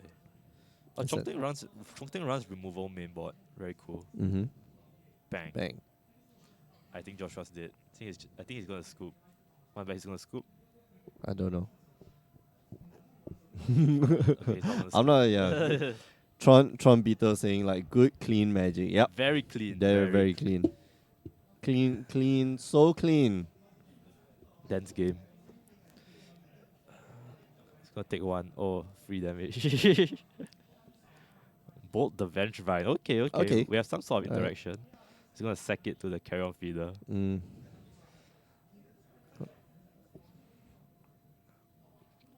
Can you cast 2 more things? No, Yeah, that's a- yeah. he's gonna surrender. Next game. So like, Thank you. Next, thank you. That was an interesting game to watch. I don't know if even if Joshua goes first, does he have that chance? No. Right? Oh, Okay. all right, Okay. cool. Thank you, Cool, Nat. Nathaniel. I don't mind eating the barbecue store. Tasty Cool. barbecue. Yeah, it's getting late in the evening. We're talking about food. Yes, I am a bit food hungry. Oh, you are a bit food hungry. Yes, Mm. I'm hungry for food. All right, that's cool. I'm a special kid, special needs. That's why they sent me. That's why they sent me to the nut house. Oh, cool. Yes. I don't think they send like special kids to Nut House. Oh, where did they send them? I don't know, to the mental hospital. That is the nut house. No, the Nut House is where you get nuts. No, nut house is for nuts people. That's like no, that's What are you talking about? no. Actually, cold storage is where you get nuts, right? Yes, you get nuts from supermarkets. What are you talking about, Vic? Oh my god. This is how much we have to talk about the game. Yeah. Hogak versus Burn. It's like I don't know. Like really, you Can know, we that's- just ban this deck already? Can we? Yeah. It's getting really still. Like the consistency of Hogak is so surprising, right? Like you have the cards in the format that support massive like graveyard filling action. You know, you have Satire Wayfinder used to be the go-to fill my graveyard and get some value out of it. But the Stitcher Supplier is so much more powerful. Like for 1 mana less, you fill your graveyard with the same number of cards. 6 cards. 6 cards, yeah, and well, 3 cards. And And then then 3 if more. it happens to die, it's a blocker. It will die, and then You have three current feeder, more. by the way. And then you get Karen. Yeah, you have Karen Feeder that you just reprinted into the format. Who thought this was a good idea, right? Modern And- Horizons was a very well designed set. well, I like Modern Horizons because like the drafting was fun, right? Like Right. it was kind of bonkers the draft, but you know the cards that you introduced into Modern, well, has a pretty big effect, right? Karen Feeder being one of them. If it wasn't Karen, okay, so if it wasn't Karen Feeder, it would have been Viscerous here. Right. Right? Karen Feeder is just like a whatever. You know, it's a free sack outlet that also happens to be a body that's quite powerful. Right. But you know, you got Viscerous here already. So that's your sack outlet. That's your free sack outlet. So yeah. Which other decks made top 8? Man, our top 8 is really diversified, by the way. What's our top 8? We've got the Green Tron Mirror, Jin Hing and I forget who's he's playing, but like Jin Hing and his opponent right now playing the Green Tron Mirror. That's number 3. That's seed 3 and seed 6. Then we also have Jeffrey Chan, and he's playing against. Is that Artian? No, that's not Artian. Jeffrey Chan's playing Tron as well. Yeah, Tron. Wait, that's 3 Tron. That's 3 Tron players already. Yeah, Bro. so it's a lot. Actually, isn't the ban announcement tomorrow? Yeah, the BNR is tomorrow. Yeah, it's not 1 week. It's tomorrow. Carol Feeder's a zombie also, by the way. So Gravecrawler relevant. Sorry? Carol Feeder's also a zombie. So Oh yeah, Gravecrawler relevant. Gravecrawler. Yeah, exactly. So, you know, Karen Feeder and Gravecrawler, that's cool. And Veg right? Vine. That's a cool combination. Combination plays. Without Hoga, I think Vengevine is okay. You know, if that deck lost Hoga and you replace Hogak with Bridge from below. Bridge from below, like unbanned Bridge, Ban Hogak, please. Just then I think that will be fine, right? Yeah. Because like you just get a whole ton of zombies, but it won't be game ending on turn 2. right. Because you need mana to cast to keep casting the what's his name, to keep casting Gravecrawler, Right. right? It's not free. Gravecrawler costs 1 mana each time you cast it, man. Mm-hmm. Are you- But like Hogak is like free. It's very free. It's very The free. moment you fill your graveyard up with your entire deck, it's very free. Yeah. It becomes dredge, right? Yeah. Because it goes back to normal Bridge Vine. I miss Bridge Vine. Bridge Vine was a fair deck. Yeah. Okay, no, it wasn't, but No, it had Hogak in it. no, Bridge Vine without Hogak. Oh, Bridge Fine. Well, yeah. The That's fine. earlier, the one that Jeremy Mao was playing, you know. That was fine. That That was fine. You like lost to yourself half the time, and then like the other half the time, like you're just like spitting fire at your opponent. But Hogak is like you You're turn spitting fire all the time. all the time. You know, there's rarely an occasion where you lose to yourself. With the exception, if Ilham is playing the deck, then you lose to yourself. Yes, Ilham Yeah. wants to swim. I don't know how. I really don't know how. It's like any guy comes in, right, and then plays the deck and then like just wins without knowing what the deck does, and then you have Ilham. Yeah, I do that. I don't know what the deck does, and I will still win. Then we'll be back to Bridgevine and Hangerback Walker. Yeah, Yeah, sure. what's wrong with that? That's cool. What's wrong? There's no problem. Hangerback is awesome. Hangback is cool. Oh, but this is the turn one. This is the turn one fifth looting. So not the strongest Yeah, turn one. this is quite foreboding for Joshua Tan. You got a top 8 deck list? Thank you. Oh, okay. Get him out of here. Burn his list. The big hole. The big hole. I just watched like Ellie Wong's special yesterday. The simple hole. The I simple just would hole. like to be a simple hole. But where's the Hogak? Hogak. Oh, Grim Black Elves made it to the top 8. Oh, cool. Oh, that's Wei Xiong's deck, right? No, that's another guy. No? Somebody Yeah. else? Yeah. Who's playing Green Black? Wait, it's Urza, Tron, Hogak. But Tron.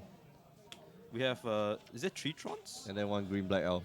No, Three- that's 4 Trons. four So Trons. Urza Tron? Tron. No, Urza, sorry. That's 2 Trons. 4 Trons. Green Tron. It's not Urza Tron, it's just Urza. Yeah, this is Urza. It's not Tron. No, Yeah. no, this 1, 2, 3, 4. No, that's Green Black Elves, man. No, that's Green Tron. Green Black Elves is here, man. Is this Urza Tron? Oh, it's Urza. No, this is Urza. Okay, never mind. So 2 Urzas, 3 Trons, 1 Green Black Elves, 1 Hogak, and 1 Burn. Well, we don't see like 32 copies of Hogak in the top 8 anymore. Oh, really? That's fine. I guess that's fixed, right? We fixed the Hogak problem. Oh yeah, Hogak's not Sure, Hogak's not a problem at all. No man, Hogak sucks. All right, so Joshua there able to win game 2 quite convincingly. Just a lot of burn. Good hand. Go first. You win. Chongting didn't exactly have the He didn't have another butters. which he normally has. Mm. But you know what? I think Chongting is fine because he knows he's going first next, and he knows Yeah. he'll probably get another battles next turn. Oh yeah. I mean next game. Sorry. Another butter, which you can also get from cold storage. Nice. Mm. Format is healthy, no changes. what Thank Jose you, is Wizards. Oh, Very shake. nice. Shake, please don't. Please don't. Don't yeah, even yes, go yes, there. yes, one deck. Drop already. Format is very healthy right now with Oh, you got the game. Format's fine. only 20% Hogak. Yeah, top deck rack. Top deck, right? Then the second round, right? I charge you Bruce on the game 3.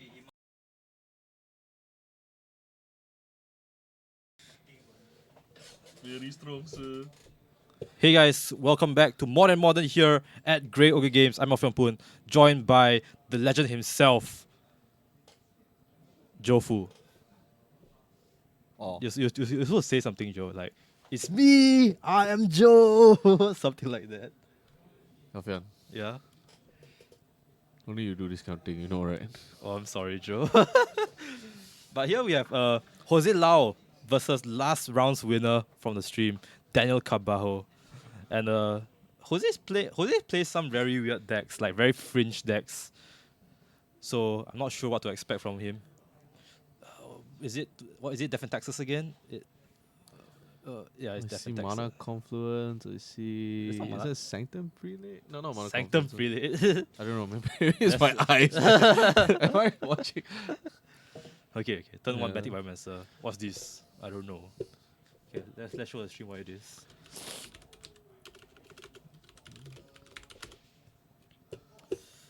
Yeah, so like, I talked about this in last round, right? So lack of card advantage. Like this is not even card advantage. This is just like card filtering. Card filter, yeah. I guess it's okay. It's like yeah, but I don't know. I think that if you're in a situation where you can use your mana to adapt the thing, you should it's- probably be using it for like a lot or something. Yeah, it probably means that you're behind, but that's a good thing, right? Because then you actually have an avenue to use your mana. Oh yes, that is true. So here, Jose has a lot of removals though. So it's Edoval into Edoval.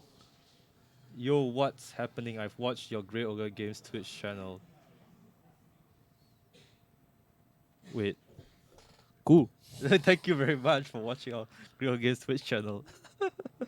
So from the Twitch, it goes into YouTube, right? Like whatever we stream on Twitch right now, it goes into YouTube. Like the video we upload it, right? Yes, yes. Cool. Wait, is this a bot? This is a bot, Joe. Is it? Yeah. How do you tell? Okay, you see, you can tell it's a bot, right? Because they say Oh, bot right. and bot and road images. They spelled the it's whole exactly thing out. the thing. Oh, They I still- see, I see. Yeah. Oh, I so thought such a loyal fan. find the URL. Wrong. Okay. I think it's a phishing bot. Clickbait. Clickbait. This is the Clickbait. this is the definition of this is where all clickbait started, like from phishing websites. I see.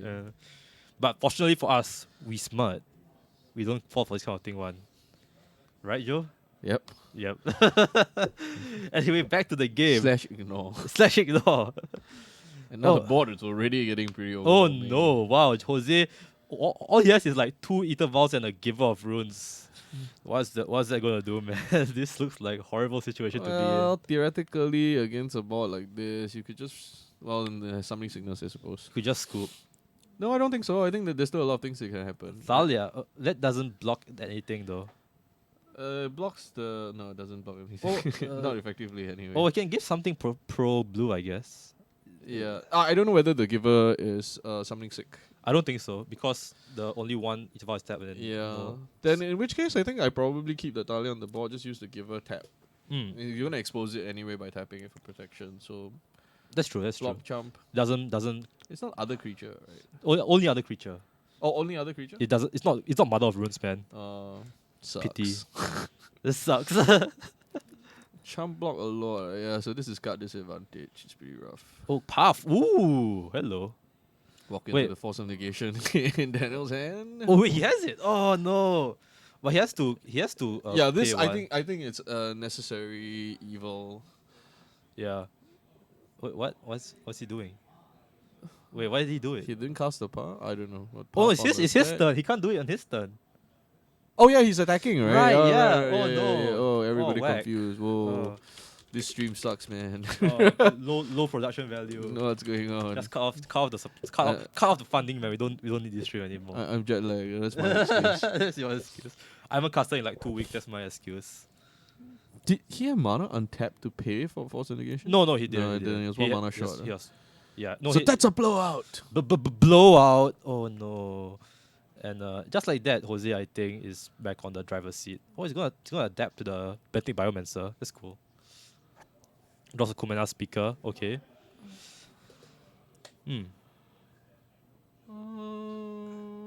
Interesting. So yeah, fun fact about Force of Negation: if it's not your turn, You ca- can't play it for free. you can still play it, but you have to pay cash. pay cash in mana. Pikachu. Hey Pichu, what's good? Hey, boo. Oh man, that's a pretty harsh blowout for Daniel. Well, he still has Yeah. 2 creatures on board, but Thalia is pretty hard to deal with, especially since he has first strike. Well, actually no, but the Benthic Biomancer has 3 is a 3/3 now. And Jose is on red, so red has quite a decent amount of removal spells in their deck. And he's on path to exile as well. Yeah, so this is what we were talking about in the last round, right? Blue green is subject to like spot removal. It can blow up combat math. It can make some things very difficult. Right. So in a situation like when he was playing against humans, where actually you can, and there really isn't that much removal to speak of, you basically can run amok now. But like you can have a combat step like this where you get absolutely destroyed. By a single path to exile. Yeah. And here's the Kumena speaker, just a 2/2 for now. Well, it'll always be a 2. Oh, it's actually a 3/3 because of the Mistbinder, right? Oh no, he's not going to play that. Instead, he's going to play another lot. He could play like a lot of things here. He has 4 mana open. Yeah. I think you go 2 lots, like Law of Atlantis into another lot.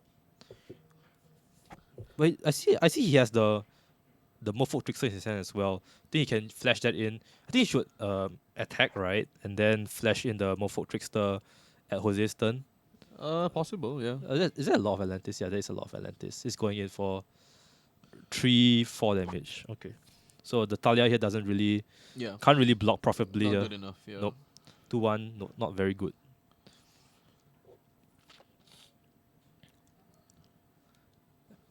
Actually, Jose's still on the Ghost Quarters instead of the Field of Ruins. What do you think about that?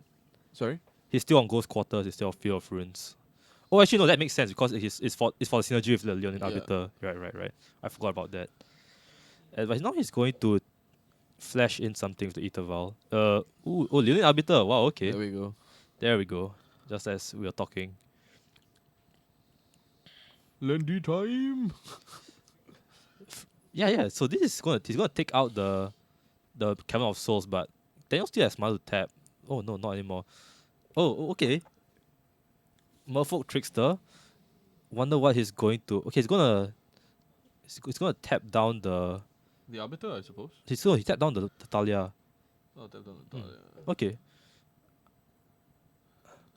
Actually, that's really curious that Jose didn't blow up Daniel's in lands in response. Yeah. Yeah, that would have been free landy actually. Well, I do suppose that he needs the. he doesn't really need the mana, I suppose. Right? He's got 2 Aether Vials. Yeah, he has 2 Aether Vials. And he has Rain. Storm Rain. No. Brrr. Maybe he has like a red white bot wipe, like Deathling Clarion. I don't know. Maybe. Okay, I think you all in here, right? Or you're scared of Jose. Of God.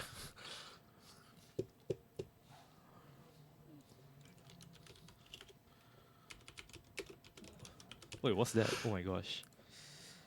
That is. I can't see it. Wow. Okay, I'm gonna ask. Matte sleeves. Come on, man. Yeah. Matte sleeves. What see no sleeves are point. those? Okay, anyway, I think. I think your normal dragon shields is just the way that the lights work. Yeah. Probably gonna have to we already turned off. adjust some of Oh the no, lights. someone turned on the lights just now. Okay, so he's gonna play the lightning bolt onto one of them. But I think he still has lethal, right? He's gonna bolt one of the lords. He I'm blocks. Sure there's another trigger. 2 Aether Vials there. Yeah. Oh, okay. I have lens right. No, it's not legal. Oh, Resto Angel. Okay, that's pretty good. Oh, Okay. is this some funky like This is Boros. Kiki. Wait, it might be. Kiki Boros? No, I mean, No, I don't think. Right? I think it's just Boros Texas. I'm not sure if Jose has any space for the Kiki Jiki in that deck. But yeah, still going strong. Jose's still pretty good. He But managed. that's what 2 cards in hand. There is two cards in hand, but I think Daniel is out of cards in his hand, so I Yeah. think if Jose is a pretty okay spot here. Yeah, not too bad. Pretty good. And he does have the Talia and the flyer in form of Resto Angel. Daniel, of course, no lords anymore, so this is gonna be a bit hard for Daniel to. But I mean, he has a lot of live top decks. Spreading Seas wins the game. Right? Does he A have a lot- lot in play? No, he doesn't. Sucks. Oh, tap 2. What's this? Oh, miss. Yeah. Wait, Just please bind go. the- Just swing, bro. Just swing. Oh wow, that's Oh, that's oh no, wow, Jose very talented. Okay, wow. Yeah, that seems like. Living the dream. Casting free restoration in jail. Happy Actually, life, bud. he could have flashed that in with the Etherval, but he chose to flash it in manually instead. Big cash. Jose type of person to like insist on not using PayLah or PayNow and just bring cash around with him everywhere. Okay, man. And Cavern of Souls is gonna be the play for Daniel. Nothing he can do right now. Yeah. The thing about Jose is that he has to play on defense because Yeah, his life total is very precarious. I don't Yeah. think that he can afford to attack if he has no juice. no, he can't. So then he telegraphs. So the moment he turns his characters, he turns his creatures, and he starts to swing. That is evidence that he has something in his hand. And Right, and right. Daniel knows, you know. But yeah, top deck mode now. Okay. Wow. Yeah. I Jose think still it's has just a nothing. stalemate until. Oh, Banting Biomancer. Okay, that's pretty good. That's pretty good. Yeah. That is pretty good. I don't really adapt though. I think you adapt next turn when you draw Yeah. your second card. Yeah. Because you are trying to fish for a very specific card. Right. You just do it now. You don't. Draw the You, discard you spread draw cheese, this card. essentially. Oh, very good, sir. Okay. Okay. Oh. Yep. So yeah, Daniel takes that line, hoping to draw a card. Leonid first. Arbiter. Okay. Still not bad, yeah. That's pretty decent. It's pretty decent. Okay, draw. Yeah, draw first. So you're playing for, man. Okay. Okay. Oh, you Master. passed the Oh, that is very good. That's the one I gave Island Walk to. Right, so I think you can afford to wait another turn. Yeah, just wait, man. Wait only, wait only. Dude, Daniel's at 20 life. He can wait like as Yeah. long as he wants. I mean, unless it's like a deafening cleric. Oh no! No such thing, one, please. Anger of the gods. Okay, No, actually, I think Anger of the gods Anger is doesn't more kill it. believable. That's more believable. Yeah, but I mean, Anger doesn't really kill anything on the board now, right? He's got enough, like, he's got 2 lords in play. So basically, you're out of Anger range already. Actually, he kills one lord, then that lord dies, then everything else dies. No, I don't think he does, right? No, Because this is a 3/3 now. Oh, right, yeah. okay. Oh, interesting. Anger, here we go, man. Oh, it's going in. Called it. No way to play Anger main board. Oh. On. Flips the Anger of the gods main board. Oh, wow, Jose has everything one. Every time he has it. What's this? Every day Sunday. What's that? Oh my god, I can't see it. Path to Exile. No, What? I don't think so. No, that's Path to Exile. That's the spell Gideon book. Path to Exile. Oh, The fancy Path to Exile. oh, what's Oh, that? yeah, Oh, yeah. he's still hanging on to it, man. Yeah. I think this is more than hang on, right? He pathed a lot, so now everything gets smaller. He can probably trade off fairly profitably. Mm-hmm. Yeah. He gets rid of the Ventic. Yeah. What is he doing? He's just shuffled. Oh, yeah, that's the Bentic though, so the Bentic saves. The Bentic is safe, I guess. Yeah. But that saves him. But I mean, like, yeah, all these little resource trades. And if the Bentic survives this turn, it's very beneficial because then now this is exactly what we were talking about earlier. Where stalemate situation, you have mana, you can find the solution that you need. I think like a Type Binder wins the game. Right. A Trickster wins the game. Spreading Seas wins the game. Right, So, right, you know, right. Yeah, there's a lot of stuff potentially that gets you there. And I mean, he faded like any useful card in that depth, so it was only a Force of Negation. Oh no. He actually kept the force negation this matchup. Well, I guess Jose has some amount of non-creature spells. Yeah. So now Jose waiting for the legendary top deck that will signal him the time to attack Daniel. But theoretically, he draws another 3 cards a turn, right? He adapts, and then at some Oh, point, no, he can't adapt. Oh, But- you can only do it once, right? Yeah, basically the adapt says if if he doesn't have a a counter, counter on it, yeah. Find a way to remove the counter. Cannot. Put myself counter on it. Yeah. Use your Yawgmoth. Okay, so now Daniel is Stuck. stuck. They're very stuck. -3. Takes a 3 from the Resto Angel. Draw top deck, let's go.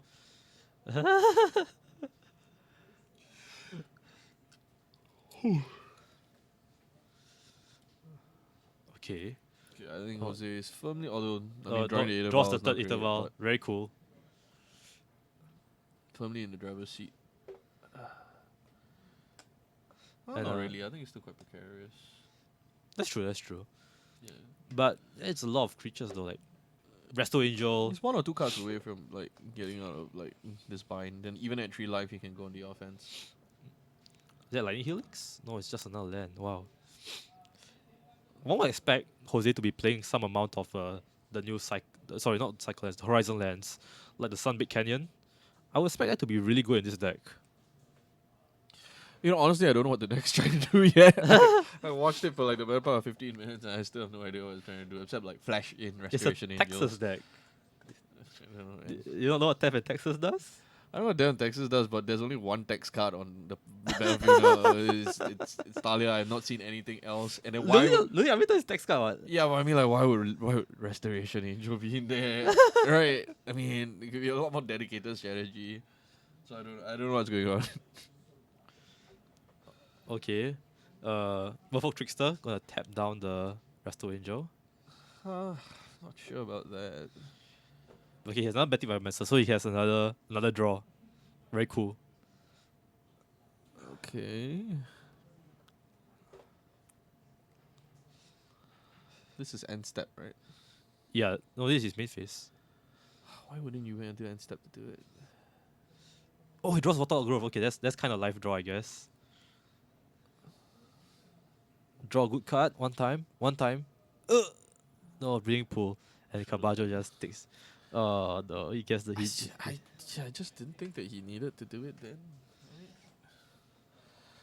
Yeah, I think you could have Could waited you for, have sat on it a little bit, try Wait to for engineer a better situation. wait for Jose to like attack, then wait for Jose Right. to attack in desperation, and then Daniel just taps in another one, then he goes in for the all in. It felt like he went all in when there was no real need to go all in. Yeah. Because like the tapping of the creature is critical, right? You can remove one blocker from the equation. It's a very big deal.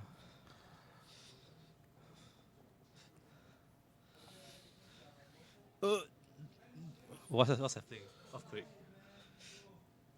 Okay. So what does Jose? What kind of life draws does Jose have? I don't know. Let's I talk. don't know Let's talk. Let's talk about life draws for both players. Oh, spreading seas. He drew spreading seas. Oh my god. He He drew has to resolve spreading it though. seas. Okay, so he has to. Okay, play the Chinese seas, right? Right. Come on, play it. Play the Chinese seas. Draw a lot. Draw an island walking lot. He's gonna go score. that as well. Okay, he was waiting for that. Okay, very cool. Oh no. Yeah, it has to target the land. So if Jose kills it in response, doesn't get the thing. That's actually pretty smart of Jose. I didn't expect that.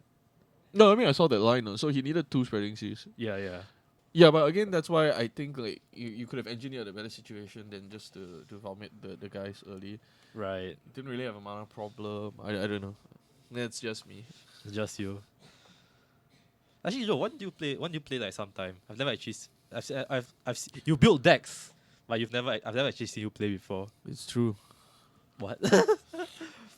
Are you like one of those collector people who just builds their decks, lets it sit around, and then you don't I play? think the idea of playing Magic is a lot more fun to me than the act of playing Magic. You mean the idea of building decks is more fun to you? No, it's not. Like, I just like I really want to play Magic, but then I really don't. Why? I think when you do this as a business, it loses its appeal as a game. Okay, I That's guess. a little bit of it. I but guess- I don't know. That's probably not true. Ben still enjoys playing Magic. Yeah, a he lot, does. He right? does. He still plays with customers. Yeah, no, and I mean, Ben genuinely enjoys playing Magic. Maybe Yeah. not so much me. But I mean, like even back in the day when they were playing nationals and like in PTQs, I would be downstairs eating wonton mee, Yeah. I didn't really want to play. Then I guess it's just you as a person. yeah, it's just me. Yeah. It's, Nothing wrong with that. I Nothing- enjoy the game. I think I like the intellectual exercise. It's just That's the creatures point. are getting huge. That's a trident that would have been good if the fairy seas actually landed. Yeah, but I think not even that. So like yeah, again, like there's nothing tricky about like what's happening, right? So Daniel's hand is essentially on the board. There's nothing much. There's nothing that he has to that Jose has to play around. So with the lack of like uncertainty, Jose has like very definitive lines, right? Right. Yeah. So I don't know. It can be a little bit trickier. Cunning. Cunning. Is that Ephra? Did he draw Ephra? Patrice Evra. Ephra He's retired, bro. Helicon. What? What are you talking about? I mean, Ephra Helicon witness, but I think I'm just seeing things. Okay, so he's gonna poke in with the Resto Angel. That's probably his game plan for now. Just slowly poke with the Resto Angel. He draws a Mutavault. Okay, Mutavault's okay. Yeah, Daniel needs to somehow sneak in some damage. He can all in right now, but that would be very risky. Probably shouldn't. Please don't do that. Next turn 6/3. Oh, he has Bolt. Wow. 3 removal. Okay. Yes, of the moon. That'll be very interesting. Yeah. Oh, he's doing alpha attacking. here. Oh, he's not alpha. Just like half an alpha strike. It's just force blocks. I think it's okay. Like he's just trying to figure out what is in Jose's hand. Right. You don't lose on the swing back. He has to block to some extent. So even if he has tricks, unless he like 3-4-0 your stuff. 3-4-0. Yeah, it's not gonna happen. I actually think it's going 3-4-0 actually. I don't think so. I don't think that he gets the. Oh, He has Bolt for one of the lots, man. Yeah. This is very 3-4-0. He has to get rid of 2 lords, right? No, he only needs to get rid of 1 lord. Yeah. Oh this, no. this might be a 3-0. Okay, so block. I don't think he had blocks with the like learning He ability. has to block. Oh yeah, he has to block. Right, Yeah. right. Okay, so it's not 3-0. It's a 1-4-3. Okay, no, it flashes in the Magus of the Moon. Yeah.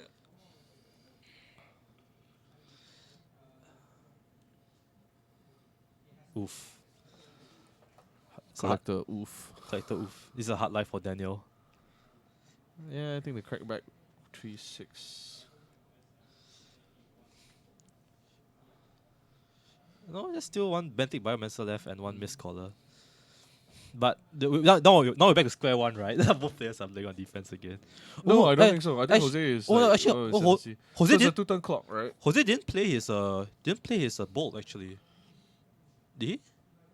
He did on the Lord, right? Oh yeah, he did. Okay, okay. And he still has the Magus? No, Megas died. That's interesting, letting the Magus die. So okay. Yeah, still Poke, right. poke. It's still fine. Actually, Miss Bullfolk Mistbinder feels like a bit of an underpowered lord, don't you feel? It's just a vanilla lord with no like island walk or anything. Yeah, but I mean, like that helps to. It's very similar in concept to, I suppose, The burn deck? standard weenie deck with Legion's Landing and all that stuff, right? You're just trying to get your guys to these massive sizes, right? And that Yeah. helps him get there, you know. I guess the redundancy is pretty good. Yeah. Okay. Daniel's trying to line up some attacks here, but Jose's defense seems very good, you know. Yeah, it's not foolproof, but yeah, it's strong. Draws another close quarters, very cool. Attacks with 3. We're finally going to see Lethal next turn. Finally. This has been a very slow game, surprisingly. Yeah. Draw island. Okay, that's not good. Tackle Sanctum. Daniel did get flooded out a little bit. Yeah, he but did. Actually, both players got started out. But I suppose Daniel drew more like the Horizon lands. So yeah. I think that's it. Hmm. That's game 1. Okay, very cool. Hmm. Okay, well that was a very long game 1 actually. Okay, now off to the sideboard. Yeah, Daniel. I think he might be interested in putting in the collector oof here or the deprive. Or I think dismember. I think some form of removals would be pretty good. Deprive is also not bad. Let's see. Let's bring up deprive.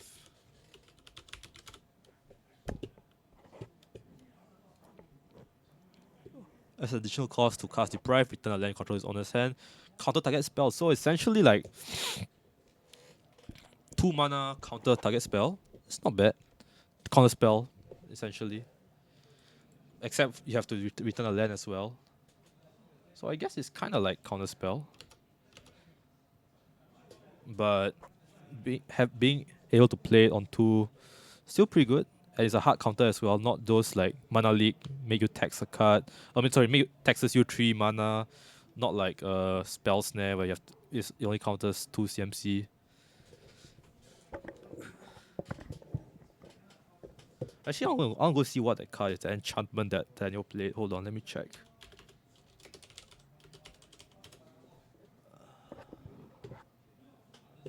Let's see, where is it? Spraying Seas? No.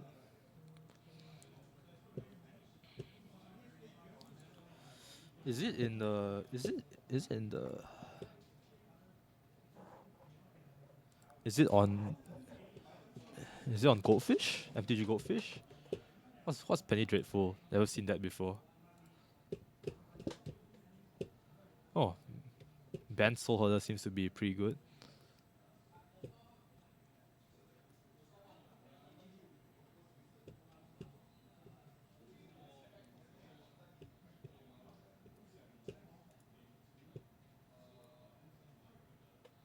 Hmm.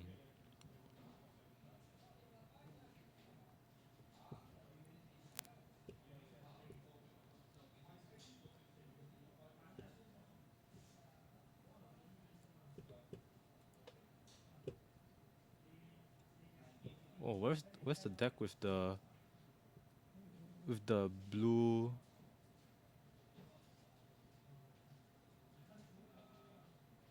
Shrug. Hey Joe. So looks like we're gonna see game 2 here. Daniel is going to be playing some sort of more. I think Daniel. I think What's I. s- Daniel 1-0? Didn't Jose win? Oh yeah. Whoops. I think Daniel is gonna play some form of something like Shipper Sanctuary. A what? Shipper Sanctuary. Maybe, yeah. Yeah. Because Jose does have a lot of removal. Shipper Sanctuary is very good at grinding out the value. It's possible, yes. Yes. Chip for you. Oh, thank you. Very kind of you to share your chips, Joe.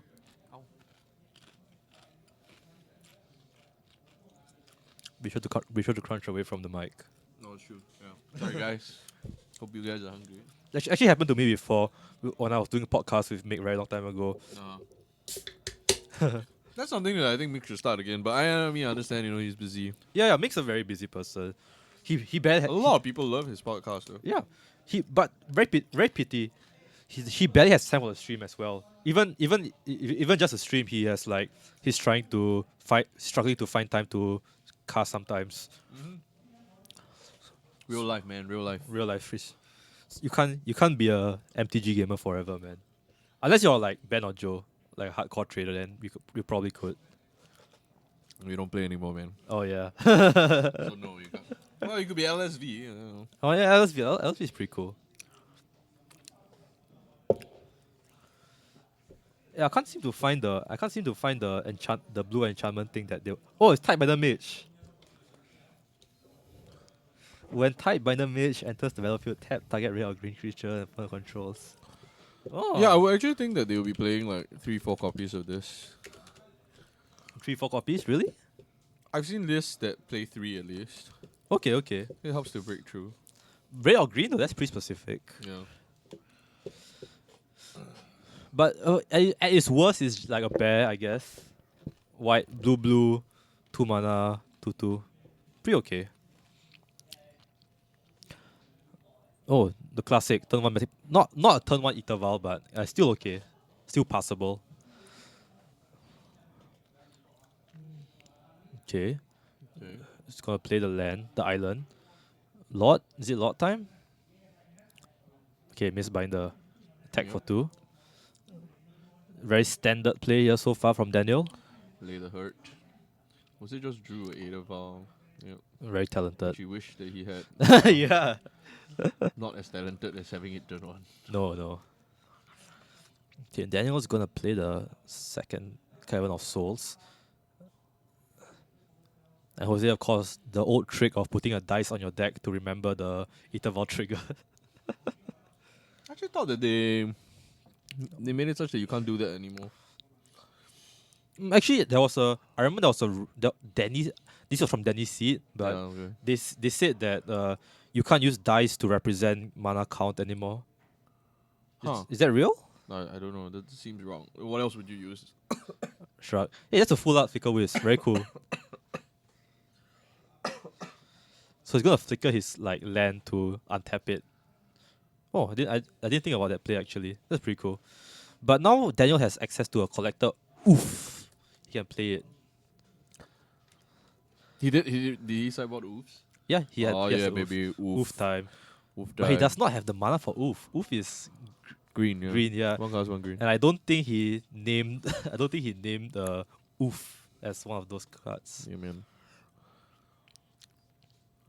Draw. Looking for the mana to cast the oof. Oof. Oof, baby. Okay, so it's going. Wow, this is a big damage. It's gonna be. That's game. Oh, that's gay. Yeah, that's pretty. That's like I think 9, 10, 11, 12. Yeah, it's quite a bit of damage. Yeah. Yeah, and Daniel, of course, shows off to Jose that he does have the oof in his hand, just to flexing the oof. I don't know why you do that though. You just revealed a sideboard card, right? Yeah, maybe he's just happy he won. Okay, man.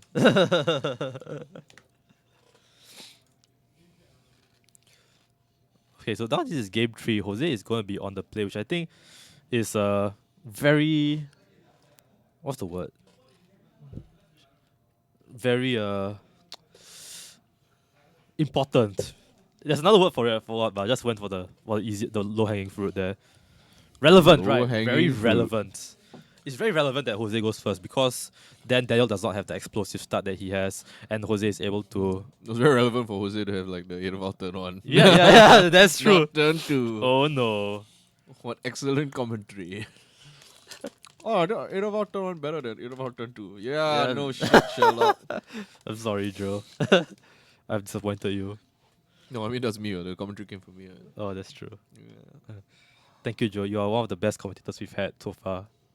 Not saying a lot for the quality of our stream. Why is he taking out the collected oops? Yeah, maybe there's a. Actually, I think it's interesting. It might be better. Yeah, I suppose it is better on the play than it is on the draw. That's true. Yeah, yeah. Now that you mentioned it. No, but actually, I think you still play it, man. Come on. Right?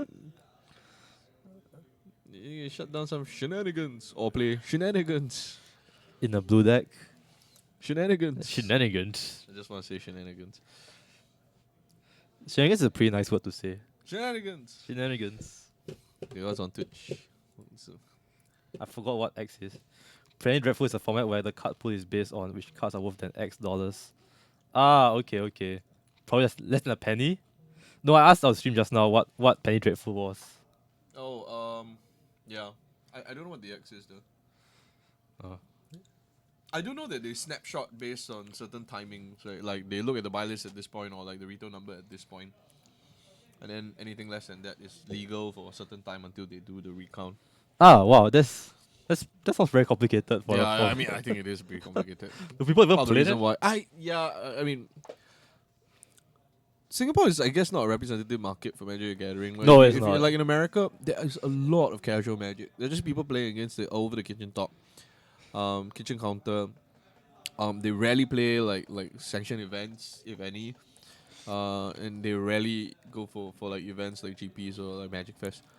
So Okay. like some of these formats are very interesting because you get by with very, very little cards, right? Right. Or non-expensive cards at all. Well, that's how Popper started. Yeah, kind of. Yeah. Then Popper grew into things that was basically not Popper, right? People started to pimp out Popper decks. Now this, Guru Island for your mono blue level deck. yeah, man, I don't know. Makes me money, but I don't know. That makes you money. You prey on these people, don't you? I don't prey on anybody. I am a service provider. And turn 1 giver of runes, okay. Into turn 1, okay, so Daniel has the advantage here, the turn 1 interval, which Jose does not have. And Leonin Arbiter here, he's gonna attack. I guess you're not really afraid of anything Daniel has in form of removal, right? Yep. So, okay, Island. I think.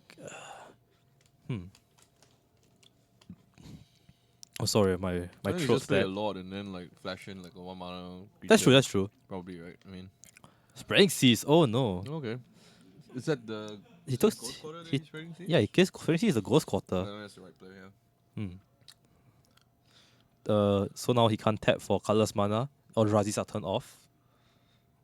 Not very relevant because I don't think he plays Eldrazi's in this deck. What? Oh, is that That's the Heretic Kata? yeah, that's Talia Heretic Kata, which is very good because now when Daniel Ether Vals in some stuff, it's going to be tapped, so you can't block instantly. Mhm. Well, I think. I think he still Vals it in though, right? 1, 2, 3. Yeah, but honestly, I would have vowed in response to. Yeah, actually that would have been the right play. I mean, before you say yes, you should read the card first. Like when he announced the casting. Right. Hey man, this could mess up my game plan. Wait, did Daniel play a Cannon of Souls this turn? Does it enter tapped? Mhm. Yeah, it does enter tapped.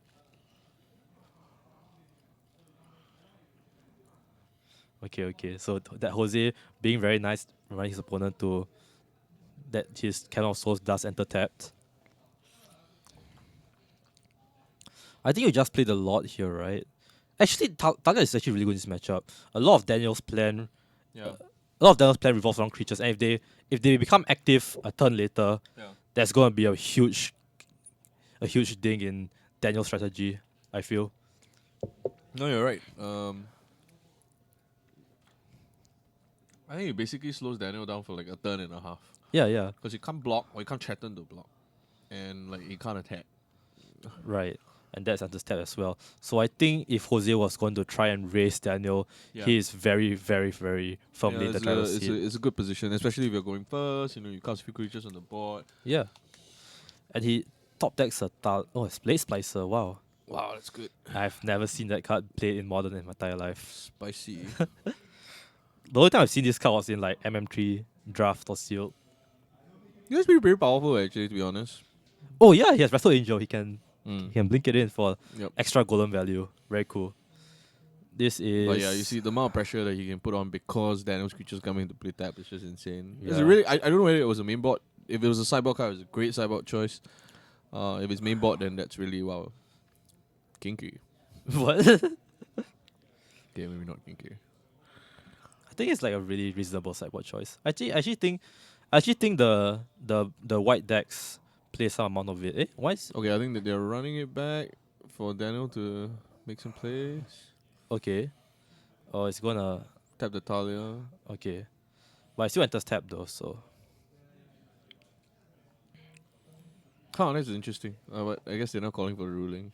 yeah, Because it loses its abilities, right? So doesn't that mean that it comes into play untapped? oh no. Merfolk. Oh no, it's Trickster. not the Trickster. Yeah, It's the type I know, right? Okay. yeah. Okay. So Waterlock Growth enters in tap.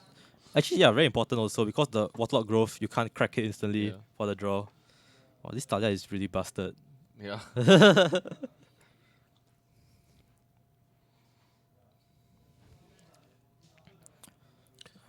But yeah, I think that's the reason why I don't like playing uninteractive decks in Modern, because there's just so many powerful things that you have to deal with. Yeah.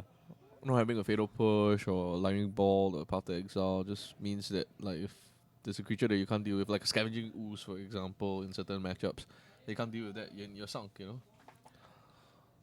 So I think what Daniel needs to do is basically alpha for 17. So for 70. Yeah. Well, he does have the Lord, I right? mean, there is a potential to do that.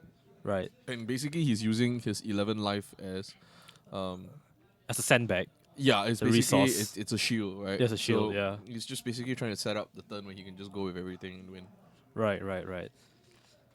So I think what he might want to be what he might be interested in doing here is just to play more stuff. Yeah. And now he still has his interval to flash in something else later. So this might be okay. Most preferably a lot. I think one lot next turn. I think one lot from the interval is pretty much game. Well, I think that in that situation, Daniel was trying to find a win on that turn because Jose was stepped out. Right. Now, if Jose leaves mana open, then it becomes really risky, right? Hmm. Because you really seen how many instances that Jose plays that can interact with the board. Right. But Jose doesn't have red now. He doesn't have red online though. That's true. So you're afraid of paths? Because if you alpha and you miss, then you basically lost the game. But I think that Right. in Daniel's position, just go for it, right?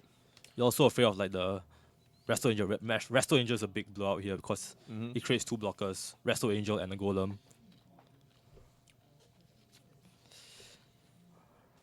Okay, Jose is going to attack with everything. Oh wow, he is. Oh, he's going for it. I think Jose realizes that if he doesn't go for the win soon, Daniel is gonna find a window and probably beat him from there. Mm-hmm.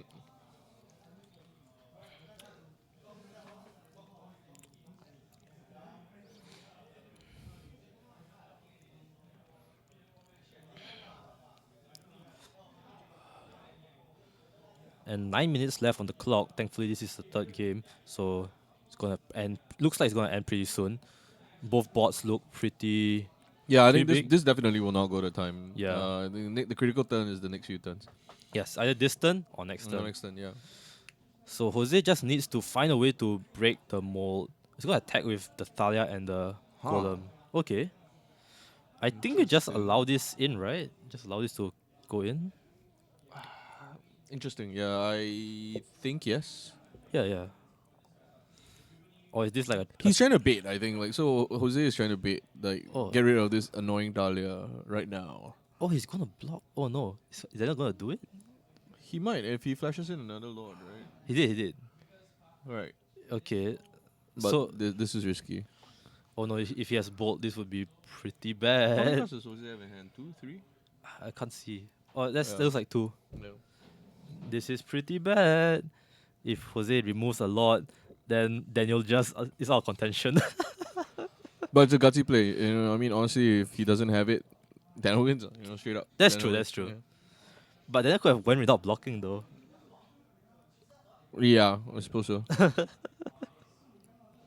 No, actually, I don't think so. I don't think that he had enough damage on the board because you would be subject to the same problem. Oh, that's true. Oh wait, no, he won.